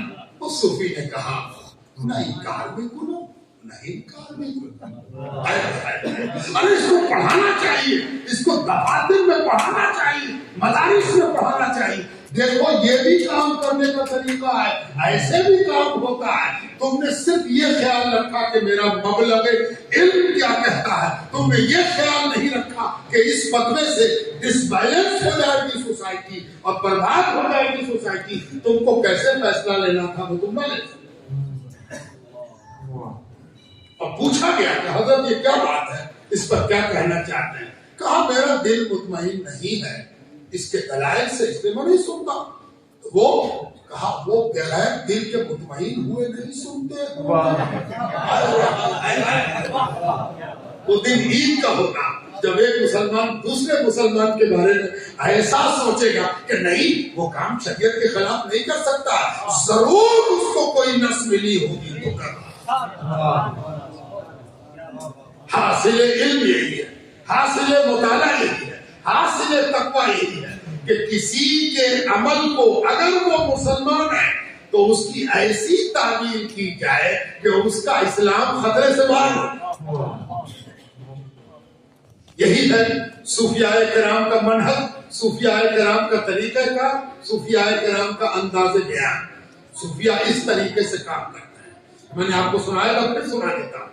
یہ سب لینڈ مارک واقعہ ہے کہ مختوم صاحب راستے سے گزر رہے تھے، اب رامپور سے گزرتے ہوئے مان لیجئے کہ رامپور سے جب میں آ رہا تھا رامپور کی طرف، تو آپ کے رامپور کے اندر داخل ہوا تو بہت سا علاقہ سناٹا ملتا، پھر اس کے بعد آبادی شروع ہوتی۔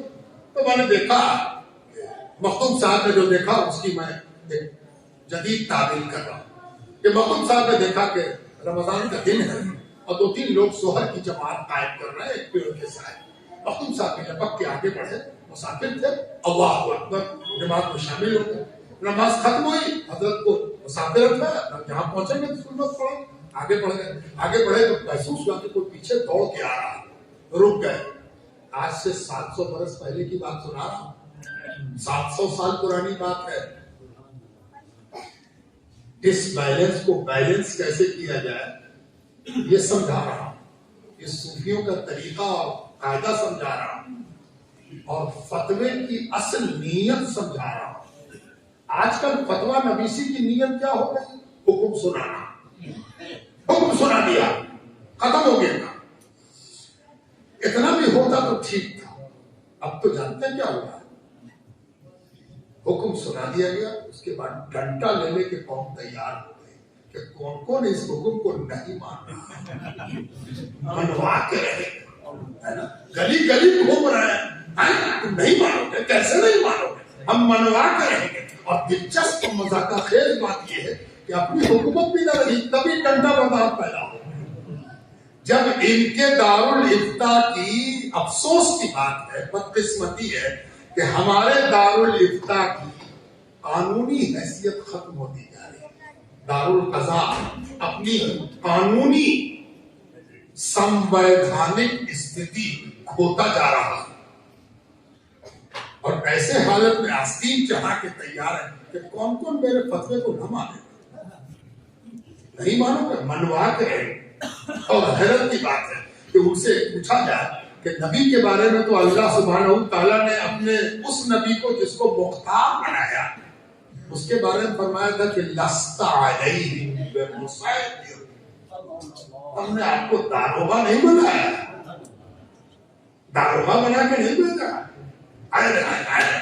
ہے نا، اور آپ اپنی داروغی دکھلا رہے ہیں کہ ہم داروغہ ہیں اور میرے پاس میرے ماننے والے سپاہی موجود ہیں، جس کی کچکلائی کہو اس کو ہم اڑا کے رکھ دیں گے، ختم کر دیں گے، اس لیے کہ جو ہم چاہتے ہیں وہی تم کو کرنا ہوگا۔ اقتدار کا یہ خمار ایسے حالات میں حیرت کی بات ہے، یعنی آپ بالکل نابینا ہیں، ایک دم ختم ہو گئی بینائی، آپ کو سمجھ میں بات نہیں آتی ہے کہ آج قوم کو کیا ضرورت ہے، آج قوم کہاں جا رہی ہے، قوم کے مسائل کیا ہیں، قوم کو کیسے سمجھنا ہے، یہ سب کچھ سمجھ میں آپ کو نہیں آتا ہے۔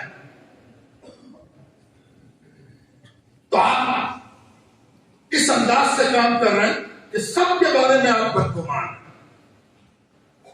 جو آپ کا فتویٰ نہیں مانے وہ سب غلط ہے، ہم ہی صرف صحیح ہیں، اور ایک کہے کہ جو ہم نے لکھ دیا سو لکھ دیا، اب ہم مٹانے والے نہیں ہیں، ہے نا۔ اور سب کو کس بات کا خیال ہے، یہ بھی خیال رکھیے گا قیامت کا مضمون مدارس میں پڑھانے والے کبھی قیامت کو اپنے اوپر طاری نہیں کرتے، وہ ہمیشہ بھیڑ دیکھتے ہیں. میرا تو 1 کروڑ آدمی ہے نا، یہی 1 کروڑ آدمی بینائی کو ڈس بیلنس کیے ہوئے، دماغ کو ڈس بیلنس کیے ہوئے، عدم توازن کا سبب بن گیا. 1 کروڑ آدمی، 1 کروڑ آدمی میرے پاس. اب کسی کو اپنے مدرسے کے طلباء کی تعداد، میرے یہاں 1 لاکھ طلباء ہیں، 25,000 ہی والے میں 25,000 لڑائی کر کے جو دوسرا بنایا اس میں دونوں ملا کے میرے پاس ہزاروں طلباء ہیں، اور اس پر ہم کو ناز ہے. اب پورے بڑے صغیر میں ہم ہی تو ہیں، کوئی دوسرا ہے. یہ کیا معاملہ ہے بھائی؟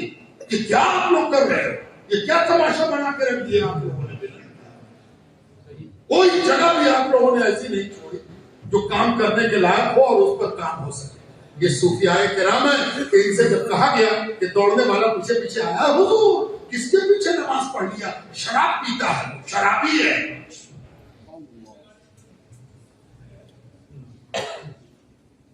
آج کا دارالفتاء ہوگا،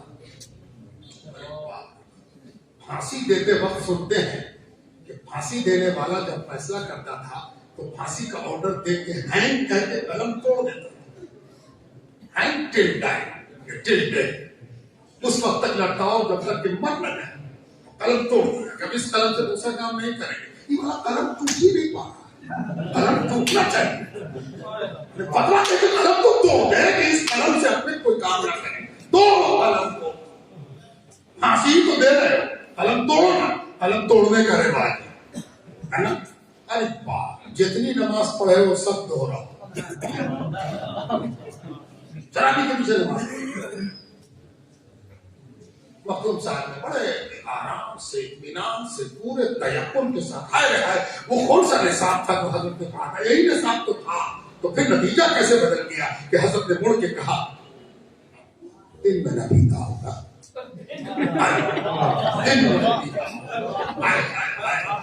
دن میں نہ پیتا ہوگا. آپ کو تماشا سمجھ رہے ہیں؟ تصوف کیا ہے اس کو سمجھیے. سرکار دو عالم کی خدمت میں ایک شخص حاضر ہوئے، پوچھا گیا کیا بات ہے؟ کہا اس نے چوری کی ہے. کہا اچھا چوری کی؟ اچھا ٹھیک، ادھر اسرقت، کیا تو نے چوری کی؟ اللہ کہہ دے کہ نہیں. حدیث کے اندر موجود ہے اسرقت، کیا تو نے چوری کی؟ اللہ کہہ دے کہ نہیں، کہتے کہ نہیں، کہتے کہ نہیں. 700 برس کے بعد حضور پاک علیہ السلام کا ایک نمائندہ دیکھا کہ وہ کہتا ہے کہ دن کو نہ پیتا، دن کو نہ پیتا، دن کو نہ پیتا. تھوڑا سا آگے بڑھے مخدوم صاحب، پھر دیکھا کہ کوئی دوڑتا مارا، دیکھا کہ وہی سائل ہے. پھر استفتاء بدل کے لایا. استفتاء کا بھی کھیل ہوتا ہے، استفتاء کے کھیل کو تو الگ سے کتاب لکھی جانی چاہیے.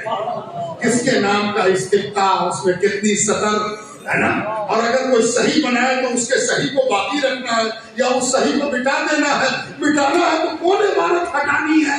باقی بھی رہی تصحیح لیکن عبارت ہے نا. کیا اللہ کو منہ دکھاویں گے؟ لوگوں کو شریعت سکھانے کے حوالے سے فتویٰ دینے والے استفتاء کے اسکینڈل کرتے ہیں. فتووں کے اندر اسکینڈل ہوتا ہے. مخدوم صاحب سے پوچھا گیا حضور دن میں بھی پیتا، دن میں بھی پیتا. بھاگوں نے کہا فتویٰ لے کے رہے، بھاگوں کے کہا ہم بہت بڑے ڈس بیلنس ہیں. شرابی کے پیچھے نماز پڑھ لیا، کہا دن میں پیتا ہوگا، دن میں بھی پیتا ہے. استفتاء بدلا، آپ دیکھو فتویٰ. مخدوم صاحب نے کہا رمضان میں نہ پیتا.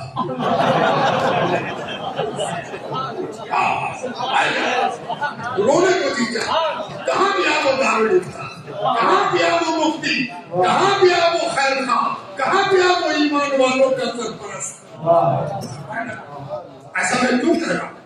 آپ سمجھتے ہوں گے کہ کیا انہوں نے اپنے فتوے سے شراب کی حرمت ختم کر دی؟ آپ کیا سمجھتے ہیں؟ اگر اس فتوے کو آپ سمجھ گئے تو آپ عالم ہیں، اور اس فتوے کو اگر آپ نہیں سمجھ سکے تو آپ بے جان فتووں کے درمیان زبردستی کے جاندار بن رہے ہیں.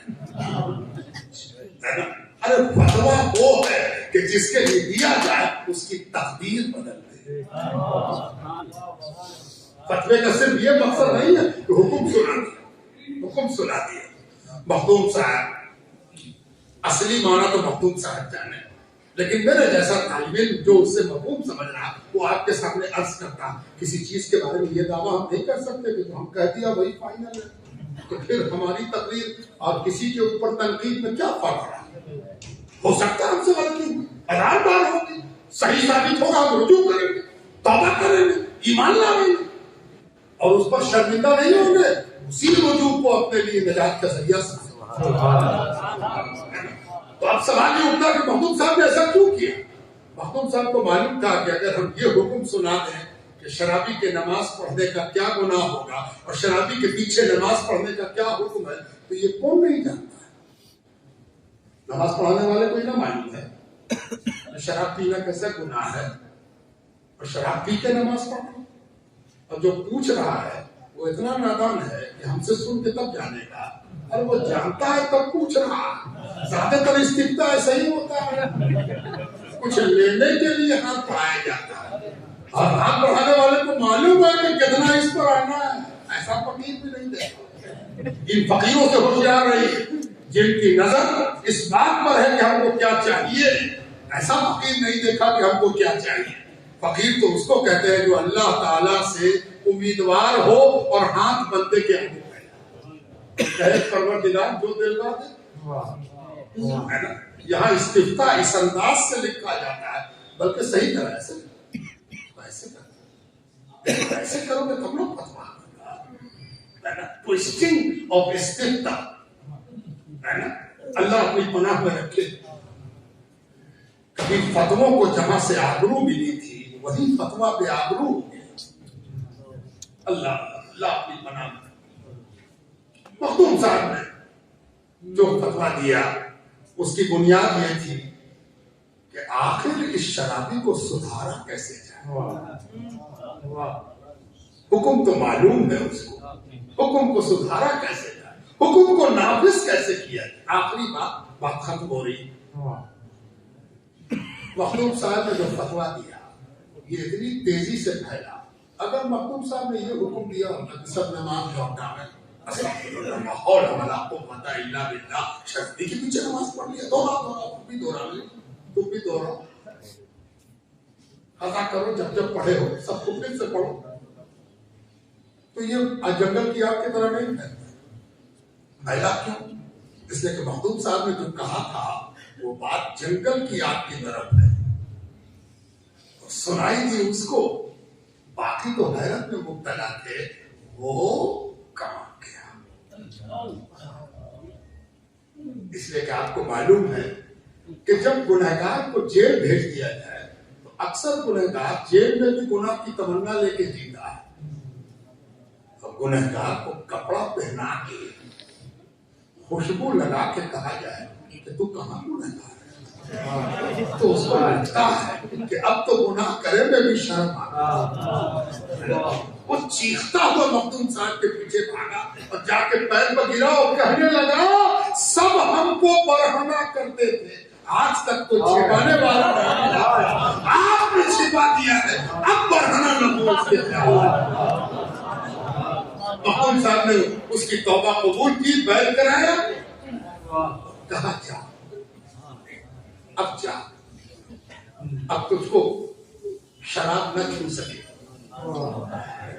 اب تو خود میں خانہ ہے، اب باہر سے شراب کی ضرورت نہیں ہے، اب تو جا، اب تیرے کو ہم نے بیلنس کر دیا. بزرگوں، دوستوں اور عزیزوں، یہ صوفیوں کے کام کرنے کا طریقہ ہے اور اس بارگاہ میں کئی بار ہوا ہے. ایسا ہوا ہے کہ شراب کا جام تو ٹوٹ گیا، پیروں کی لڑکھڑاہٹ ختم نہ ہوئی. وہ ایک گلاس پانی جس میں اپنا علوف ڈال کے دے دیا، کہاں کون لڑکھڑاہٹ کیا لڑکھڑاتے ہو جس میں پیے بغیر لڑکھڑاوے نہیں آتی. ارے ایسا پیو کہ ہر وقت لڑکھڑاؤ، ایسا لڑکھڑاؤ کہ بڑے بڑے متقی کو بھی دھوکہ ہو جائے کہ آج پھر پی لیا ہے کیا. اور یہ وہ پیا ہے جس میں دوام ہے، ہم فیہا خالدون. ہم فیہا خالدون والی شراب ہے، اس کا مزاج زنجبیلا ہے، اور اس کو کبھی کبھی کافور کی مہر لگا دیتے ہیں تو کافورا ہو جاتی ہے، اور اس کڑکڑاہٹ میں کبھی کبھی نہیں آتی۔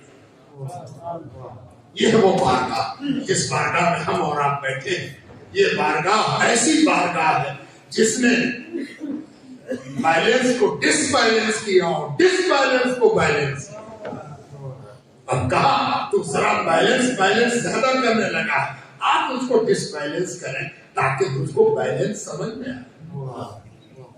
یہ خانقاہ احمدیہ ہے، اور رامپور سے ایک تعلق میرا اور ہے وہ میں نہیں بتا سکا آپ کو کہ رامپور سے بغل میں ایک جگہ ہے ملت، اور ملت میں ایک جگہ ہے بھینسوڑی شریف، اور بھینسوڑی شریف میں دربار حسنی ہے، حسنیہ بہت بڑا مرکز ہے، ہزاروں لاکھوں لوگ وہاں سے بیٹھ ہیں، اور وہاں کا سلسلہ چاروں طرف پھیلا ہوا ہے، یعنی پاکستان، بنگلہ دیش، سری لنکا، میانمار، لاکھوں لوگ اس سلسلے میں داخل ہیں۔ وہ مخدوم منیم عباس پٹنہ کی شاخ ہے، ہمارا سلسلہ ہے، ہمارے سلسلے کی شاخ، اس لیے رامپور سے ہمارا رشتہ ملک کا ہے، اس لیے رامپور میری ملک ہے، اور اسی لیے رامپور کا تحفظ بھی میری ذمہ داری ہے، اور رامپور کا جو مزاج ہے یہی مزاج صوفیانہ ہے، اور ہم اس طرح سے کام کرتے ہیں کہ ہمارے جو بزرگوں کے اسلاف کے عقائد ہیں، حضرت سیدنا جمال اللہ رحمت اللہ تعالی علیہ نے جو چراغ روشن کیا، اور جسے درگاہی محبوب الہی نے اس کی ذوق کو اور بڑھا کے فانوس کر دیا، اور پھر اس درگاہ سے جو سلسلے نکلے، ایک تو خانقاہ احمدیہ کی طرف چلا آیا، اور دنیا کے دوسرے گوشوں میں آبادانیہ میں بھی حضرت جمال اللہ کا فیض پہنچا ہے، آبادانیہ بھی حضرت جمال کے جمال سے منور ہے، اور پھر ثقلینی خانقاہ، وہاں بھی یہی سلسلہ جا کے ثقلینیوں کی شکل میں لاکھوں لوگ داخل۔ تو یہ عظیم حافظ جمال اللہ رحمت اللہ علیہ کا ایک ایسا سلسلہ ہے جس میں جمال الہی دیکھنے کو آتا ہے، اور جمال الہی کی بنیادی پہچان یہ ہے کہ جمال الہی، رحمت الہی کبھی کسی کو چھوڑے، چھوڑ دے گا تو کام ہی نہیں، سب کو پکڑے، سب کو دھرے، سب کو سنبھالے، سب کو رکھے، ہے نا؟ حضور پاک علیہ السلام سے کہا جاتا ہے، اے میرے حبیب، جو آپ سے کٹے آپ اس سے جڑے رہیے، ہائے ہائے ہائے، وما ارسلناک الا رحمۃ للعالمین، اے میرے نبی جو کٹتا ہے اس سے جڑے رہیے۔ آپ کہتے ہو کہ کاٹ دیں، آپ کہتے ہو کاٹ دے، اور ہم سے کہا جاتا جو کٹتا ہے اس کو جوڑے رکھیے، ہے نا؟ اور ایسا جوڑے رکھیے کہ میرا جو کام ہے وہ ہم کریں گے، لیکن آپ کو جو کام دیا ہے وہ آپ کو کرنا ہوگا۔ کیا ہوگا؟ ایک وقت آئے گا کہ آپ کو پوری قوم اینٹا مارے، گالی بکے، خون رسالت بہے گا، نالے میں رسالت پر ہو جائے گی، اور تب ہم بھیجیں گے اور پوچھیں گے کیا کہتے ہیں؟ دونوں پہاڑی ملا دیں، برباد کر دیں، تباہ کر دیں، ختم کر دیں، ظالم ہے، سفاک ہے، گنہگار ہے، مشرک ہے، توحید والا نہیں ہے، کافر ہے، فتوے کی بھی ضرورت ہے، صاف کفر ہے، صاف شرک ہے، ختم کر دیں اس کو، مٹا دیں اس کو۔ اب ذات رسالت کے پاس دو آپشن ہیں، یا تو یہ کہیں کہ اللہ پاک اس کو مٹا دے، یا پھر یہ کہیں کہ معاف کر دے، ہے نا؟ دو ہی بات ہو، مٹا دے پروردگار تو کہتا ہے بھی کافر مشرک ہے بیٹا، یا پھر معاف کر دے پروردگار۔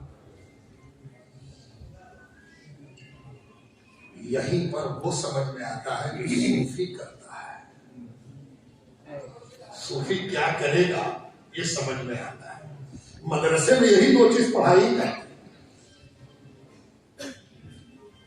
یا تو پکڑ لو یا پھر معاف کرو، تیسری شکل ہے۔ تیسری شکل حضور پاک علیہ السلام سب سے بڑے صوفی ہونے کے ناطے سکھا رہے ہیں اور کہتے ہیں اللہم اہد قومی فإنہم لا یعلمون، اے پروردگار میری قوم کو ہدایت دے دے، معاف کرنے نہیں کہا، بخشنے نہیں کہا، درگزر کرنے نہیں کہا، اہد قومی، مجھ کو بھیجا اسی لیے کہ بالہدیٰ، ہدایت لے کے جاؤ، ہم ان کو ہدایت دے سکیں، بس اس کا سامان کر دیجیے۔ فَإِنَّهُمْ لَا يَعْلَمُونَ، ان سے قصور اس لیے ہو گیا ہے پہچانتے نہیں ہیں، اگر یہ پہچانتے تو ویسا نہ کرتے ہے نا۔ اور تشریح میں آتا ہے کہ حضور پاک علیہ السلام سے پوچھا گیا یا رسول اللہ آپ نے ایسی راہ کیوں متعین کی؟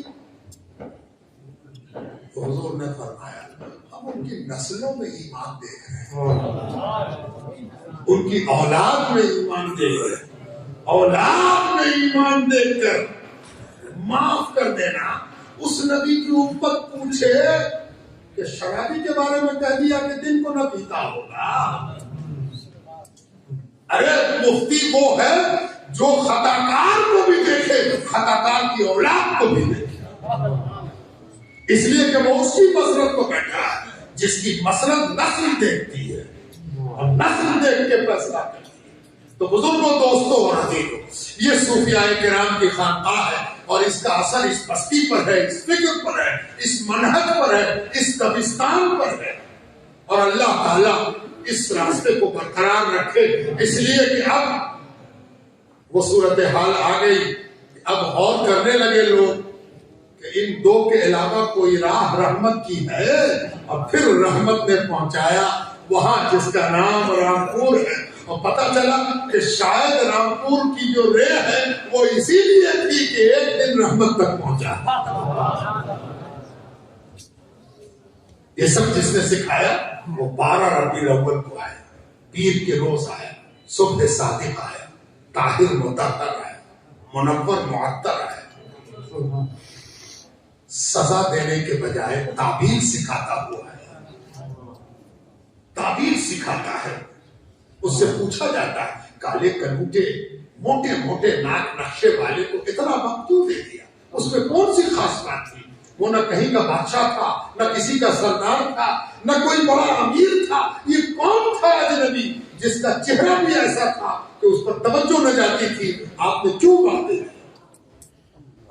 پوچھنے والے تیرے صدقے تو نہ پوچھتا تو شفیع المذنبین سمجھ میں نہ آتا کہ قیامت میں میرا نبی، میرا سردار، میرا مولا، میرا آقا جب کھڑا ہوگا تو قیامت فتوے کی جگہ نہیں ہوگی، قیامت فتوے کی جگہ نہیں ہوگی، فتوے کا رجسٹر لے لے کے فرشتے حاضر ہوں گے، یہ تو ایسا ہے، یہ تو ویسا ہے، اور تب سارے فرشتوں کے فتوے پر پروردگار پوچھے گا تم کیا کہتے ہو، تم کیا کہتے ہو، تم کیا کہتے ہو؟ فرشتے تو کہتے ہیں کہ اس کا عمل کالا کالا ہے، اس کا ہونٹ کالا کالا ہے، اس کی پیشانی کالی کالی ہے، اس کا جسم کالا کالا ہے، ہائے ہائے کالا ہے، تم کیا کہتے ہو؟ اور نبی کہیں گے پروردگار اس کا دانت تو نے کتنا حسین بنا